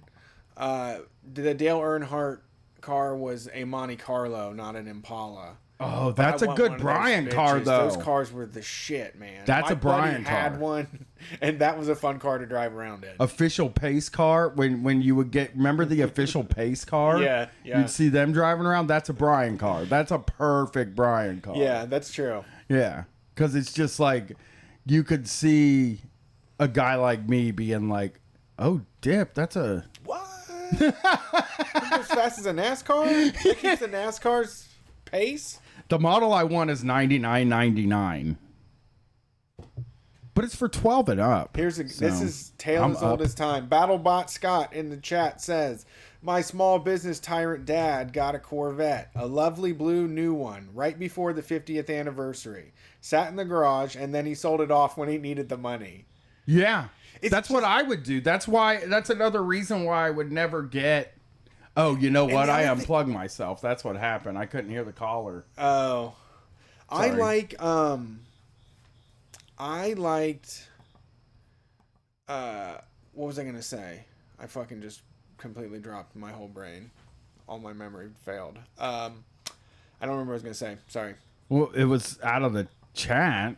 I can tell you that somebody said so. Oh, the car had been sitting there and nothing going on. Oh yeah, you have to like driving. I think people like if they don't enjoy doing it, no matter what car they're driving, I don't think it's gonna work. Yeah, I like driving my van. Like I don't, but like a sports car, I would really fucking love. Right, And, small business tyrant types too are the type of people who buy things to show off, not to buy. Right, but I'm saying like they will buy a car that's really nice so that people see the car that's really nice when they come to their house. So they might not even show it to them. They might put a car cover. That's what they should do. Really, is they should fucking put a car in the driveway with a car cover on it. Doesn't matter what the fuck is under that car cover, people are going to be impressed. That's smart. I know. That's a cheap upgrade. If you're trying to have a status symbol, yeah. If that's what you're shooting for as a status symbol, it doesn't matter at all what's under that car cover. Buy some vintage like Cadillac hubcaps or wheels, put them on anything you get from the junkyard just so you can kind of lift it up. I mean, you could just stack chairs in the shape of a car. You don't even have to buy car. You know, you put 2 sawhorses and people would be impressed. Because most people don't ever take the cover off the car. You know what I'm saying? So let's get another call in. All right. Thanks for calling Street Fight. Who are we talking to tonight? I gotta go get water. Hey guys, this is Brian from Denver. How's it going? What's up? How's it going in Denver? Oh, it's okay. It was a little smoky yesterday, but it's good today. It's always smoky in Denver, you know what I mean? Sorry. Not that kind of smoke. There's wildfires out here, Yeah. But as a former Miata owner, I have to say it is absolutely a sports car, okay? Oh, get out. I mean, what? I'm not trying to insult you. You seem wonderful, and you're listening to this show, so that is something. But, like, was it like an everyday driving car? I mean, I drove it every day. It kind of sucked for that, which is why I got rid of it. Not a sports car, but, then. You don't drive a Corvette every day, is what I'm trying to say. Miata is a Geo Metro. People race them. True, but people race them plenty. So people race Nissan Maximas too. I'm fucking around. What's going on? Well, that's not really why I called, but I mean, while I got you here, I've been thinking of starting a podcast doing car stuff from a leftist perspective. So if anyone is listening and wants to hit me up and be involved with that, my email is discontinuity with 2 U's at gmail.com. So DISCONTINUUITY. So hit me up if anyone's interested in that. But let's get a car. The reason I was calling is what's that? I said let's get a car cast. Yeah. I mean, all the car podcasts are kind of reactionary, so I was thinking it'd be good to have something different, Yeah, you get yelled at by a bunch of leftists though, where they'll be like, we shouldn't have cars," which is probably going on in the chat right now. Numbtots are gonna get you. I mean, hey, they can come on and talk about that too. We can talk about trains or bicycles or whatever, Yeah, I'm open to it. I'm into trains. I've been talking about them for 2 weeks now, so. So what are we calling for tonight? Well, I feel so rude when I say that. So last week you had a caller talking about like how we need some sort of like leftist spaces, sort of like a church or something, and I called you a few months ago talking about like church stuff and like Christian retreats and stuff and not jacking off. I don't know if you remember that whole thing, but so like, church works for some people, it works for me, but it doesn't work for everyone. And like, I don't have a real big solution, but something struck me. I was also listening to Citations Needed podcast this week. They were talking about country music, and one of the things they mentioned sort of offhand was like the decline in union membership. You know, union halls used to be like a social place, like a gathering place for the community. You know, you'd go there and you might talk about work and stuff, but you might just, you know, hang out with your bros and shoot the shit and, you know, maybe have like a little adult education class or potluck or something like that. So, I mean, yeah, I don't know what a leftist community center sort of space would look like, but I don't know. I think you guys were onto something when you were talking about that last week. Yeah, I think I think that's I think it's important to try to figure that out, like figure out what it actually is. I mean, it also, to be completely honest, it wouldn't be the worst thing. I mean, I don't think I'm necessarily against it being at a church. I wouldn't go. So that would, yeah, and I think a lot of people would be turned off by that. Yeah, for sure. I don't really know. It's really hard for me to figure out what this center would look like, or these places, but like bars and arcade type things seem like they would be like a salon, you know? Yeah. That's sort of what I look at, you know? Yeah, but it's nice to have a place that isn't just for drinking. That's what I said, a salon. Ah, got it. A salon. You know what they're like? Yeah, I don't know what you would center it around. Would it be like a bowling alley or an arcade or? Dude, a bowling alley or a coffee shop. A bowling alley would get me in the fucking door. A bowling alley with a coffee shop in it would definitely. I would be there all the time organizing games of bowling. A few private karaoke rooms. Yeah, no, I just think that like, I don't even think it has to necessarily always be fun or whatever. I just think it has to be a place that is not. I just think it has to be a place that's not that's fun. I think it has to be a place. Did I just say it doesn't have to be? Yeah. You said it doesn't have to be fun, but it has to be fun. Well, I'm wrong. I think it has to be fun. I think that like to get people there, but to get people there, it has to be fun. And then when like sometime in the middle of fun, we'll be like, I know we're all having a good time right now, but seriously, there's a lot of stuff going on out there. It has to be ideological. I mean, that's what the union stuff is all those people are bound together by, you know, a common goal. So I think that there needs to be an explicit challenge to the Democrats, and I don't, you know, and I think maybe a different party's way could be something. I don't know. Different party headquarters. I like that idea. Like if it was just a well, people's party, or like the local DSA chapter. Go ahead. Sorry, go ahead. No, you're fine. I was saying that the local DSA chapter here in Denver does some social stuff, or at least, you know, we did back when we could, but we didn't have like our own space or office space or anything. We just, you know, go to a bar and hang out or something like that. And it wasn't, you know, like a regular thing that, you know, people could drop in any time of the day.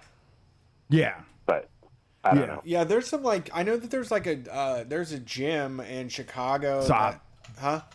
That's a good one. A gym where you could go, and they did like, you know, they did classes for fighting, they did lifting, they did stuff like that. That's a good place, I think, to have a community. But it does have to be, like I said, we have to just we have to get bigger and more organized, and we have to be just too large to ignore anymore. And we do need to have whole blocks of the city that belong to us. Like we need to just know that there's places where we are at, because that's where we're heading in the middle of all this turmoil. Is we're gonna have to live out what we believe eventually, and it's not going to be a matter of like, the United States is gone now. There's not just going to be a time when it's like, oh, we're not America anymore. They're going to try to keep doing America. There's going to be a lot of people trying to do America. Then there's going to be areas that are harmed by climate change and street battles and all kinds of other shit, and that is going to be a very different place. So I think that community is all we have right now, you know. Yeah, I mean, I feel like that sort of stuff is already happening, you know, on a smaller scale. But yeah, I could see that you know, getting bigger and bigger, you know, right, as things collapse. Right, and yeah, I don't know how to do it. You know, I maybe someone in the chat mentioned socialist co-working, which sounds like a good idea. If there was a way to have different groups, you know, share a warehouse or something to get stuff done, I think that'd be interesting. Okay, like we work for socialism. Yeah, I guess. Okay. But you know, I mean, how much money? There's not a lot of money to be made off of, you know, being a radical. That's the tough part about all of this is how do you, I mean, I guess you can just fundraise your ass off is really the best you can do. As that's how the Democrats do it and all the NGOs and all of that. So, but they also get like big ass fucking checks. You know, we're not going to convince like the local bank in town to give us a grant to start a fucking socialist WeWork. Yeah, like a social club. And that reminds me, you know, like I was looking for a new church last year, and you know, I visited, I don't know, a couple dozen, or maybe, I don't know, a few different churches in the area. And, you know, the ones that are sort of very milquetoast or a little bit reactionary in their very conservative, you know, they're the ones that have the nicest buildings and the nice coffee and everything. And the ones that are like actually taking care of homeless people and, you know, preaching social justice are the ones that are like everything's shitty and beat up. And, you know, so like there's, like you said, there's no money in in leftism, really. No, definitely not. Yeah.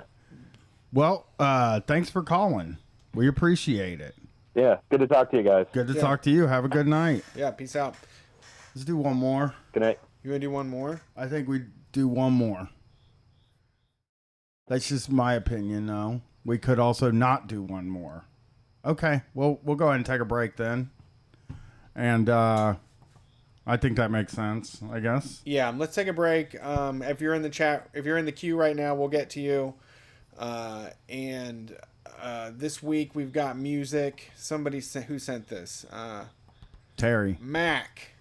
Hey, been listening since 2017. You guys got me through my shitty job working at Lowe's in Albuquerque while I saved up money to move to NYC. I have 2 bands if you ever need more music for the call-in show. You might like them.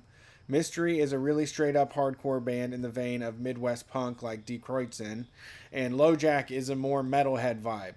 My friend who writes all the songs, Casey, is obsessed with Japanese and Greek metal like Sacrifice.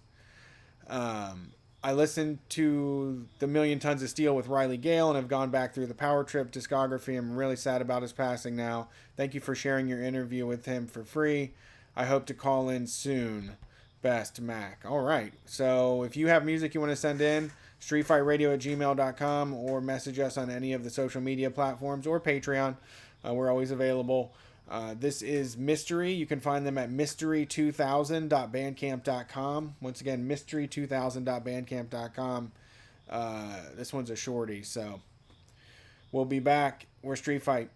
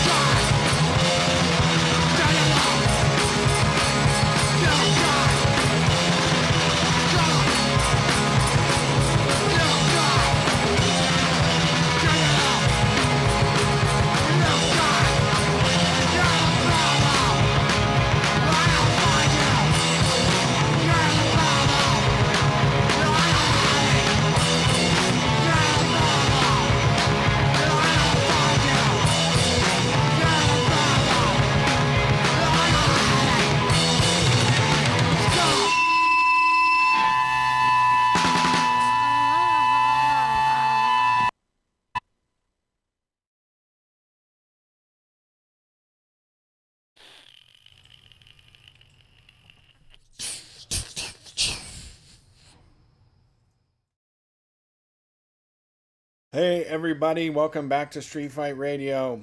If you like the music, the name of the band is Mystery. You can find them at mystery2000.bandcamp.com. That was their demo album. It's fucking awesome. Yeah, hardcore. A little bit of hardcore. The chat has a lot of good information in it, lots of good things going on in there. But yeah, there is, like, in Columbus, there's a bike co-op, you know, that's a place. It's connected to the Anarchist Info Shop as well. And those people are organizers that want people to be there, you know. It's not a matter of, you know, you individually as a listener coming up with a way to save the world or to turn everything into a leftist utopia. You just got to slot yourself into what's already there and, you know, keep it up. Like I said, now's the time to do it. You kind of got to live the radical life at this point. It's the moment is here to decide, you know. It's always like you read in the past or you read history about these situations in time, and you know, this is one of them. So you have to figure out where you're at, like what you're actually willing to do, and get out there, because this is the moment, you know. Yeah, do it. But there's also tool libraries are another radical spaces, places where people share, you know, food not bombs, like we say, any of the Black Lives Matter groups. I'm sure you could find something to do and to help spread solidarity and hang out with people and find a community of like-minded individuals. Yeah. All right, next call. Thanks for calling Street Fight. Who are we talking to tonight? A skeleton? Is this a Skelly Wally? Skelly Wally. I knew there was going to be one. There's usually not one. We usually There. don't have Can you any. hear me? Yeah, we can hear you. Hello. You're there. Hey, sorry about that. This is Dan from Akron. How's it going? Great. How are you? Not too bad. How about yourself? I'm doing pretty good. How's it going in Akron? Pretty much, you know, staying the course, same as it's been for the last 6 months or so. Yeah. Well, what's up? So I wanted to talk about something that Brian, you brought up a couple weeks ago when you talked about going to the gas station and buying 5 caramellos at once. Yeah, And, yeah. The 5 guy. And yeah, that's right. The cashier called you the 5 guy. So I wanted to follow up a little bit on the cashier customer interaction thing, because I have a pretty bad history with it, but I've been on both sides of it. So, you know, I have a little bit of understanding there. But when I was a cashier at Dollar General for like a year. Oof, that's a hard one. Yeah. And like it's just so monotonous and so mundane that like any sort of pattern that your brain can like latch onto, you all of a sudden want to, like, you know, you just blurt it out without really thinking about it. So, you know, I kind of get the perspective of someone that's like, wait, five caramels, that rings a bell. I'm noticing a pattern here. That's the 5 guy. That's the 5 guy. Oh my God, the 5 guy's here. Yeah. I mean, I'm in a mask. Yeah, and also like, you're so bored at work, and you know, you're just trying to make conversation. Like, this guy just came in and bought 5 caramellos. You just and then say he it. came in the next day and did it too. Yeah. And it's like, that probably was like, who? I mean, because like it's an odd candy bar choice too. I've heard from a lot of people. So it probably did just kind of stand out. You know, you don't see a lot of people even buying 1 caramello. This guy come in twice and bought 5 both times, you know? Yeah. Yeah, it's like a weird holdover from, like, I don't know, the 80s or something. Yeah, and I mean, it didn't like hurt my feelings or anything. It was just like it really pointed out what I was doing, you know? This is a situation where I was like, okay. Yeah, I thought you were supposed to keep this a secret. I didn't know. I thought as customer service, you're supposed to, like, not only but not let anyone know what I bought, like a HIPAA violation. Or Yeah, something. I thought we had HIPAA. I thought there was cashier client privilege. Yeah. Yeah. Yeah, I hate when people comment on what I'm buying, but customers say some whack shit too. Like when I was at Dollar General, like one guy's checking out and I was like, oh, how's it going today? And he was like, not great. I buried my wife today. Yeah. See, I know that, sir. I know that's on your mind. Like, I understand. It's a very understandable thing. But you have just hit me with some pretty bummer news here. Like, but you know what, though? I mean, to be fair to every person in the world, not everybody's a great conversationalist either. True. You know what I mean? And like, those people still deserve to have conversations. They obviously want to. So I get it. I wasn't like, I don't want to be perceived as somebody who doesn't like cashiers talking to me, because that's definitely not what I'm saying. But there is like a weird thing where like I get very uncomfortable when the cashier, I feel like they're like grading what I'm buying. Like, that to me makes me feel kind of uncomfortable about the whole thing. And that's where like that's why I got so up in arms about somebody commenting on my stuff. Like, I quit going to a grocery store because there was only like 4 cashiers there, and one of them commented on everything they scanned, and it was just like, I can't go back here anymore. You know, I don't want this. Yeah, I felt really bad. I was laughing one time for this like young kid because I was going to buy a pregnancy test, and he was like, "Oh, that's good news. Unless it isn't, except I don't know. Well, anyway, they're over here." he like kept digging himself deeper. Like, okay.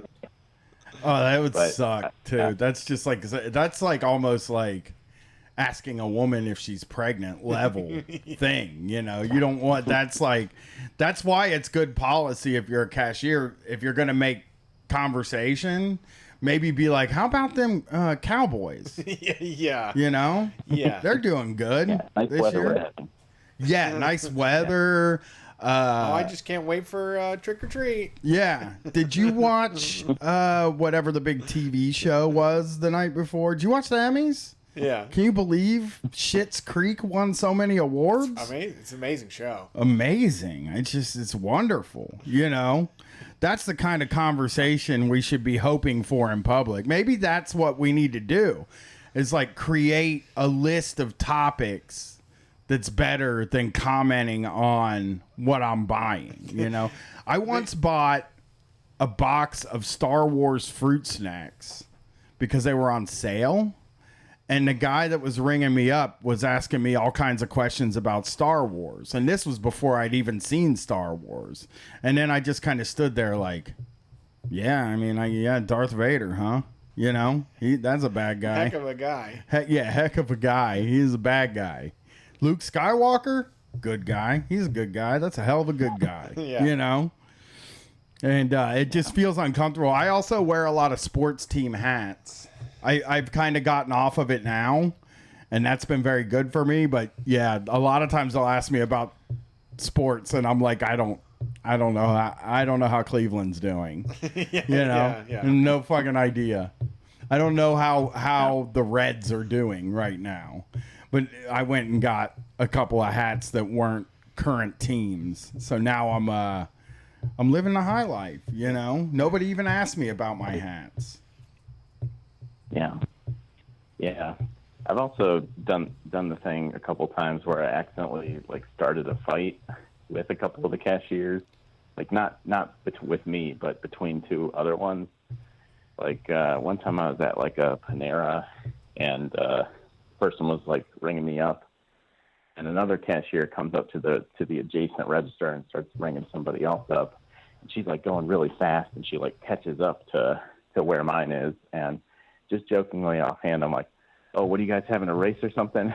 And the person checking me out is like, "Yes, and she's always like that." and then the other one's like, "Do you really think that?" And then they started arguing and like going to the back. I was like, "Geez, sorry, I didn't mean to." Yeah. That's funny though. That's funny. I love arguing with my coworkers. Maybe it wasn't a mean, angry argument. Maybe they went in the back and they were just busting each other's beans, you know? That's what you hope for. I hope so. Yeah. Yeah. It happened again to me at work because we have like a cafeteria, and in COVID they've been like individually wrapping the silverware instead of just having it in a big grab bag thing. And the one cashier was just like giving me silverware every day, like no matter what I got. And then like one day there's another cashier standing there, and she's like, "Do you need a fork?" And I was like, "Oh no, I've got them built up from you handing them to me." And the other one, like, her eyes got wide. She's like, "See, I told you, you're just handing them out to everyone. I'm the one that has to wrap these, and you're just handing them out like candy." God, that's funny. It's so funny to think about that kind of shit. Like, people get so... I mean, that's the thing, you know. We, on this show, read cashiers like they just... Because the people that call this show do hate their jobs and hate their bosses. But there are a lot of people who do jobs like that like actually like it and kind of, you know, they build their own little kingdom. Yeah. Where they're working. My stepdad was like that. He was a cashier at a gas station, and like he put signs everywhere. He would like, you know, it's like, "Oh, it seems like the customers are having trouble finding the coffee. I'll make a fucking sign that points them to the coffee." You know what I mean? Yeah. And it was like he just loved the place. And then they ended up letting him go, and it was like, oh, geez. But he loved this place. You took it away from him. Yeah. Who knows what happened, but it was just like one of those things where it was one of the first times I realized, you know, people can like their job. Not impossible. Yeah. Yeah. Well, and even if they hate it, I mean, you just get, you're coming from a different perspective where they know the, like, you know, training they had to go through and the systems they got to do, and like the cash register is always acting up, and like they're making comments to you because they just can't take it anymore, and you're just coming in as an outsider, and you're like, I guess so. Yeah. Hard to emphasize, but yeah, that's why it's important. If you've had a job like that, I try to be, you know, I try to say like, "Oh yeah, that happened to me once when I was working at XYZ." Yeah, for sure. So is Dollar General a nightmare place? It was pretty bad. I mean, this was a while ago, but yeah, it was just like there was just so much turnover, and you know, I was in a situation where there were like two Dollar Generals like 3 miles away from each other, and the other one was always getting robbed for some reason. Yeah. Like, so we were always hearing about it, and it always made me a little nervous. And I don't know. It was just like constant turnover. The manager was just like, I don't know, just constantly stressed, kind of a weirdo. And I don't know. Yeah, it was also one of those where you had to be a cashier and stock the shelves. Yeah. Yeah, I know that. I've seen them doing that, and I'm like, you can't do good customer service when you're doing that. Most of the time I'm in a Dollar General, at some point, someone will yell, "Hey, is anybody going to check me out up here?" Yeah. Exactly. Yeah, you either got the customers mad because you're stocking the Benadryl or whatever, or you got your boss mad because you're spending too much time like up at the register when there's like carts sitting out in the diaper aisle or whatever. Oh, imagine getting yelled at for manning the register. You know what I mean? Like, imagine like you do the register too much. Yeah, you're just fucking always. You're just always standing up by the register. What's your fucking problem, man? You know, go stack the. God damn it! I forgot the name of that really cheap cleaner that. It's famous. Yes. That's like really, it gets memed a lot now because it's at a lot of those places. And you're not stocking the Fabuloso enough, you know? That's right. Yeah, Fabuloso, not Fantastico. Also seems like a place where like they never have the same products. You know, where like they're just kind of getting what they get, and you have to probably figure out where that stuff goes. You know, they it's like Big Lots. You know, they get what they get from closeouts, and that seems like it would always be a little pain in the ass if you're stocking. You know, but we did Dollar General, or no, that was Family Dollar. We did Family Dollar on Undercover Boss, right? I think so. Yes. Yeah, and it did seem like a nightmare job to have. That was with all the cat food? Yes, that was the one with the cat food where they just kept ordering cat food even though they didn't need it. And like you can also see why the manager at a place like that would be stressed if the turnover's so high. That means because I mean Dollar General truly is, and I've read after reading articles about it for a while there, it's the new Walmart. It's the Walmart now. Yeah. Walmart is a level up now. And, Dollar General is now that level of job where you're like, why don't you go work at Dollar General? You know, it's the only place to work in a lot of real rural areas and shit. So, yeah, it seems like a tough one. That seems like a tough one. There's also DGX. I love DGX. That's the extreme. Dollar General Extreme. Yeah, I've been in there. Man, I haven't even seen that one. Yeah, I've been in there. Downtown. It's like their quick shop downtown style, but it's in downtown Columbus, which I don't know why. Well, yeah. I mean, I guess there's apartments nearby. Yeah, because it's downtown. Yeah. Like, they have to call it something else. They can't just call it Dollar General downtown. They got to call it something else. Right. In Columbus. You can't just have a Dollar General. They don't do that here. You have to have, like, a respectable... Sure. You got to call it an Express or an Extreme or something. Well, yeah, I mean, like I said, I wasn't mad at the cashier. I was just embarrassed by the cashier. But you got a good point about, you definitely have a good point about, like, you're going to build patterns in your head and remember stuff. And even then, her remembering me is actually good customer service. I think so. I mean, I don't dislike it. There's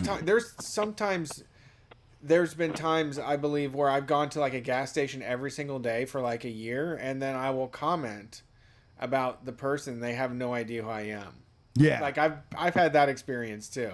Yeah. I mean, I have a few places in town where they know me, and I love that feeling. Right. It's like, it just feels like you're a part of the city. Right. They don't know me through this. They just know me as a guy who comes in there. Dunkin' Donuts, they just know me as a guy who's there every day. Hey, Brian, well, they do call me Brian because I ordered through the app and it says Brian Q. Yeah.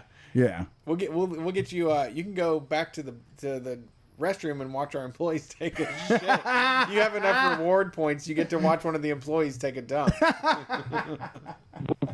It was a bad experience. Okay. Well, thanks for calling in, buddy. It was. I am trying to be more understanding of people.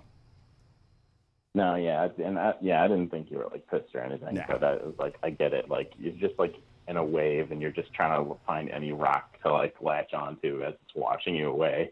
Absolutely, you're working a job like that, so yeah. Absolutely. All right. Well, thank you. Yeah, good talking to you guys. Yeah, have a good night. Yeah, I actually just thought about. I had a flash in my mind of working at Dollar General and actually doing a good job, and like. Seems impossible. How exhausting that would be. Like if you stayed focused and you were just cleaning and loading shelves and doing cash registers all day for like 8 fucking hours. I mean, they do this. They do. I mean, that is a classic job where there's not ever enough people working. You couldn't possibly make enough people work because one of my guesses, we probably should ask the caller this, is that like. You have to stock a certain amount of shit before you can leave. It's not like you just get done what you can get done before you leave. There's probably some kind of quota when it comes to what you have to put on the shelves before you... And you're also running the cash register. So if you're running the cash register, if you're sort of extra busy, then you might not even have a chance to stock shelves, and then you end up getting in trouble because you didn't get all the stuff that you were supposed to stocked, and it really feels like a tough job. That feels like a really tough one. All right, let's see here. This person says no quota where they worked, but you had to make sure the receiving area was empty. Sounds that is a quota, though. Yeah, that's basically, and that's impossible, man, if you're busy. Thanks for calling Street Fight. Who are we talking to tonight? Hey, Street Fight. What's up? This is Jonathan in L.A. What's up, Jonathan? How you doing tonight? Good. I wanted to give a shout out to the caller from earlier, Sean, who's working at a school. Yeah. Shout outs to Sean. Yeah, it's a lot of work. I'm a teacher too. Yeah. And it's been really difficult. Yeah. I mean, I can't imagine it. Like I'm trying to just comprehend what the teacher is doing all day with my daughter is just unbelievable.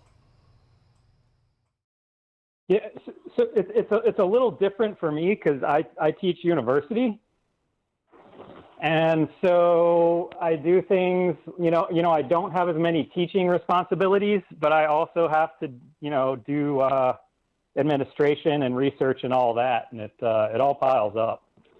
Yeah. Yeah, absolutely. So, are you at a school that's back at school? No, we are all remote. Okay. And so that makes it difficult in a lot of ways because I teach in the College of Engineering, and how are you going to do your labs when everything's all remote? And It's a massive headache. So they're not like really even allowing you to have the people come in to do the labs in staggered groups? No, not at all. I heard there's a video game where you can put a car together. Yeah, there is actually a video game where you can work on a car with a friend from somewhere else. No, so it's actually funny that caller brought that up because I use software like that. I teach a course in instrumentation and control, and there are online platforms for designing and building circuits. Okay. That you can then test in a simulated environment. Right. So I'm kind of having my students play those games. Okay. I mean, you got to do what you got to do. Now, can I ask you, because, I went to college, like, how are the grades really working at this point? Like, how do you foresee it playing out? Like, if you can't do labs, it must be hard to teach people how to do certain things.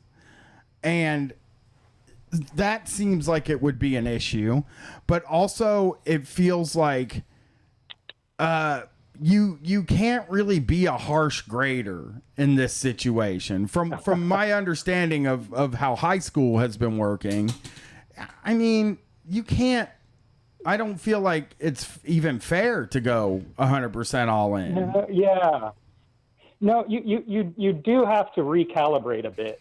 And there is a lot of discussion / argument that I get into with my colleagues about what the expectation should be.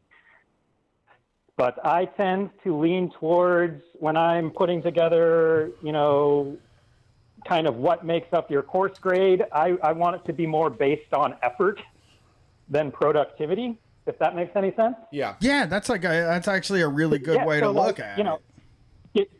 Getting into Zoom, spending the time with me in Zoom, and taking the work home and giving it your best shot. That's all effort. That's all count. That's what'll get you a good grade in my class. Okay. Some other faculty, it's more of a situation like, we're just going to have class every day and we're going to have a couple of exams and that's it. Yeah. Depending on your productivity level, that determines your final grade. That's what I've been explaining to my daughter a lot, is that they do these optional Zoom meetings for some of the classes. And I'm like, you should go. I'm not trying to be a square with her or anything, but the teacher does notice who's there. Right. And if you want to do well, you should be there. Yeah. So, you grade based on effort, and that kind of normalizes it for everybody. Not everybody has access to the same tech. Not everybody has access to good working conditions where they can log into their classes. Yeah. Like I was talking to one of my students the other day, and she was telling me that she works in a closet. Oh, she really? does her classes sitting in a closet. Yeah. Yeah, I believe that. Because of the noise of her household or just whatever. Yeah. It's heartbreaking. Yeah, my daughter was working in my studio, which is really not fair for me, to tell you the truth. I don't use it. I just thought it was funny that she was working in a room with a framed picture of Jonathan Davis on the wall. She's doing schoolwork. She's on Zoom, and right behind her, it's like a bunch of Street Fight posters and a framed picture of Jonathan Davis. Oh yeah, I didn't realize that. No. If I were to rotate my camera just kind of a few degrees, you would probably be able to peep my anarcho-syndicalist flag that's hanging on the walls. Yeah, my wall is goofy as hell. It is really, there's a huge Jonathan Davis poster, then there's the framed picture, then the Family Values Tour 98 VHS cases on the wall, and then there's also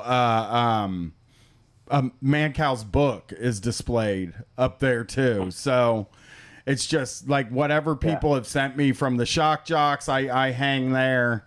It's not probably like you can tell it's not for a 16-year-old, but also you would look at it and be like, this kid's dad is an idiot.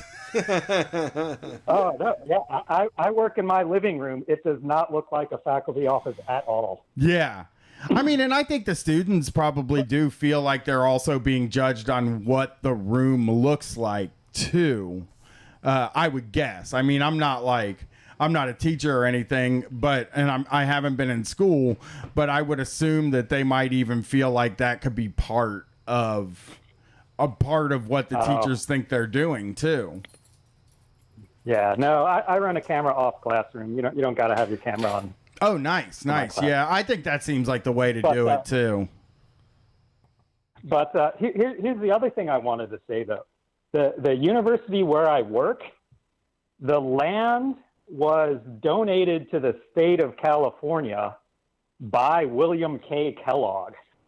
Oh, I love him. Did you happen to see that we learned about him? The other show. Oh, did you? Yeah, I did happen to see the other show. So I hang out in his old house sometimes. Wow. Did his brother burn down? Wait, which Kellogg is William K? Which William K is I think he was the business guy.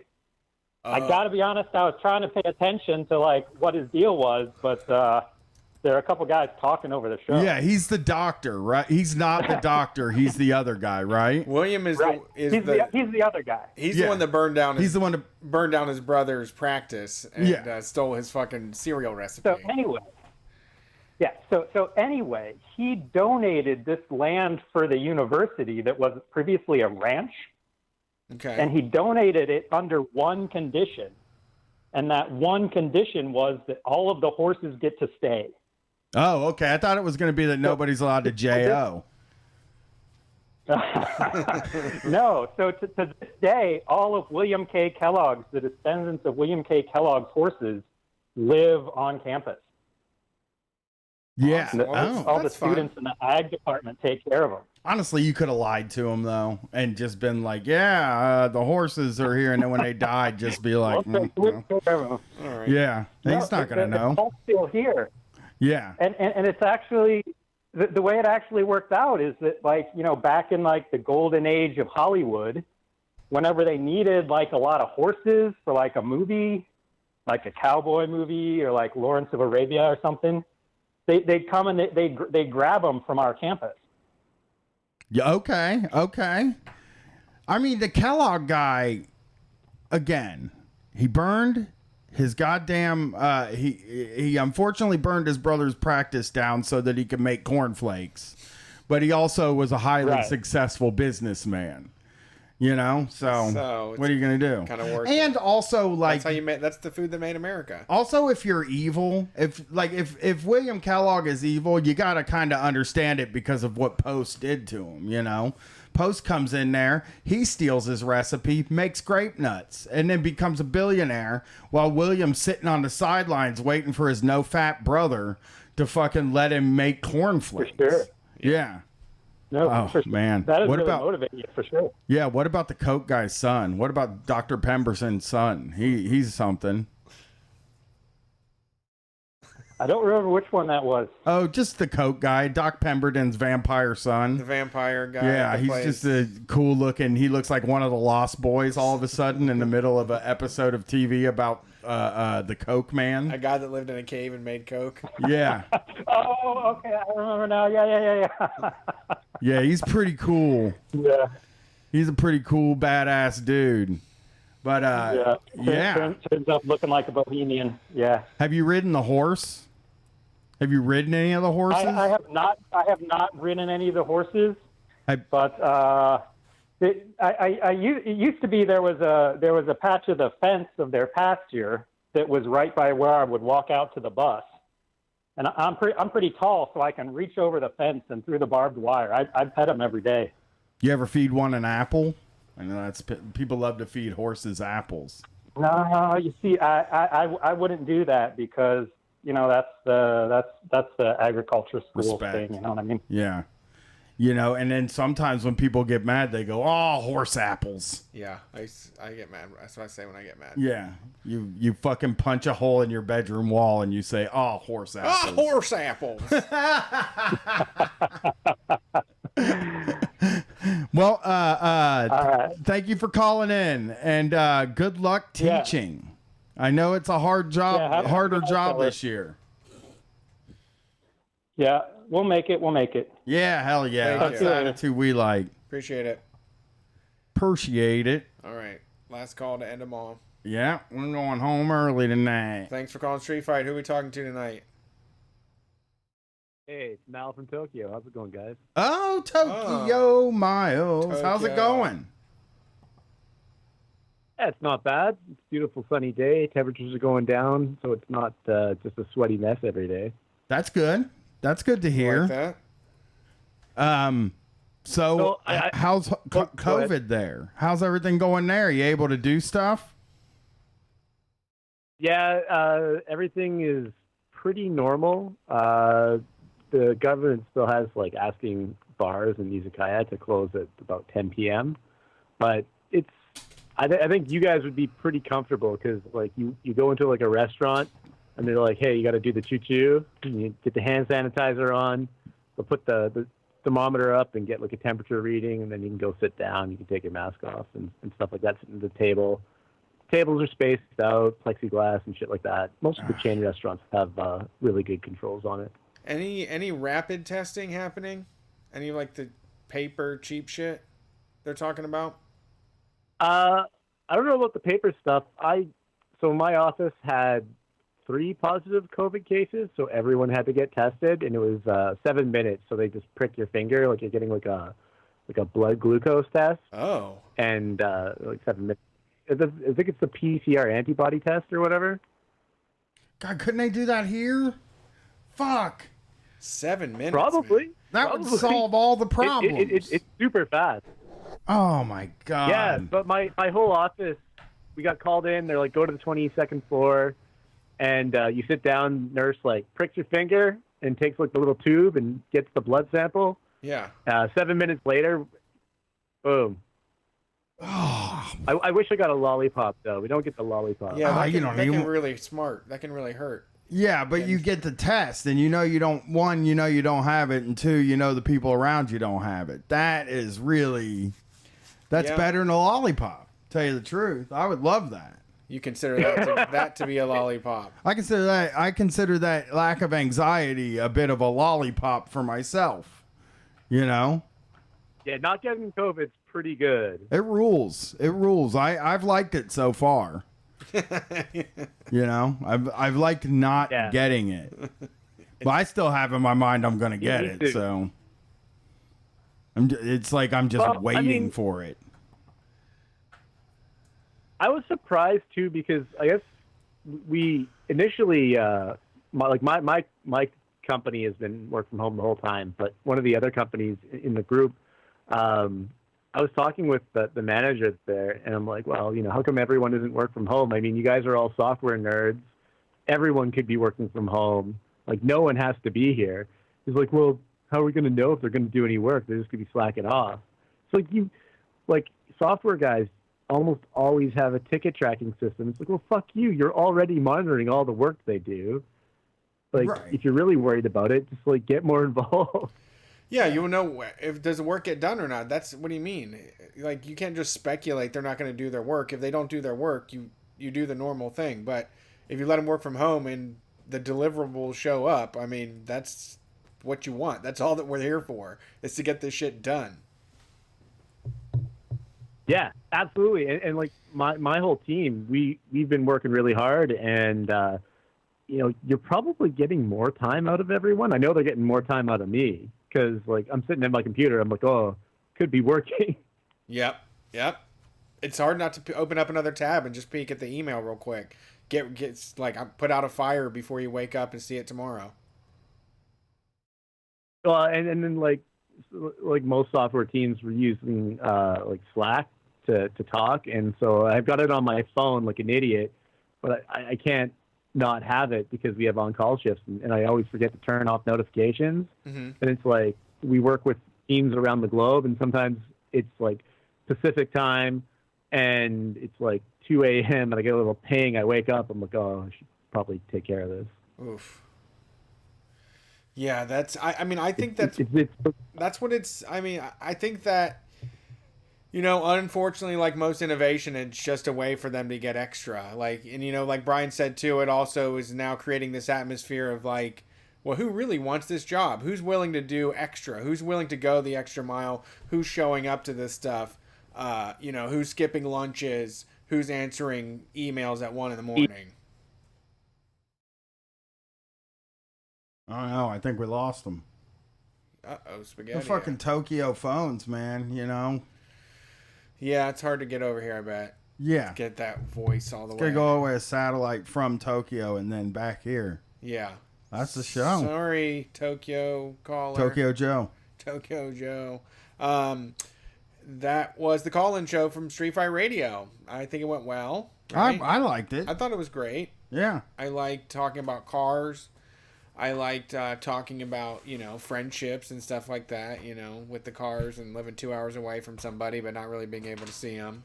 Yeah. I enjoyed the talk about communities and space. I think that's something we need to be constantly talking about or working with. I am trying to find... I want help from listeners and maybe medical people or something, but I want a mask that is like bulletproof. Like I want an extra. I don't know if it's N95, a reusable one, or if those little filters, those 2.5 filters, are those better than a surgical mask? I don't know. I want a cool mask though, a permanent cool mask, so I can go do some charity shit. I mean, I don't.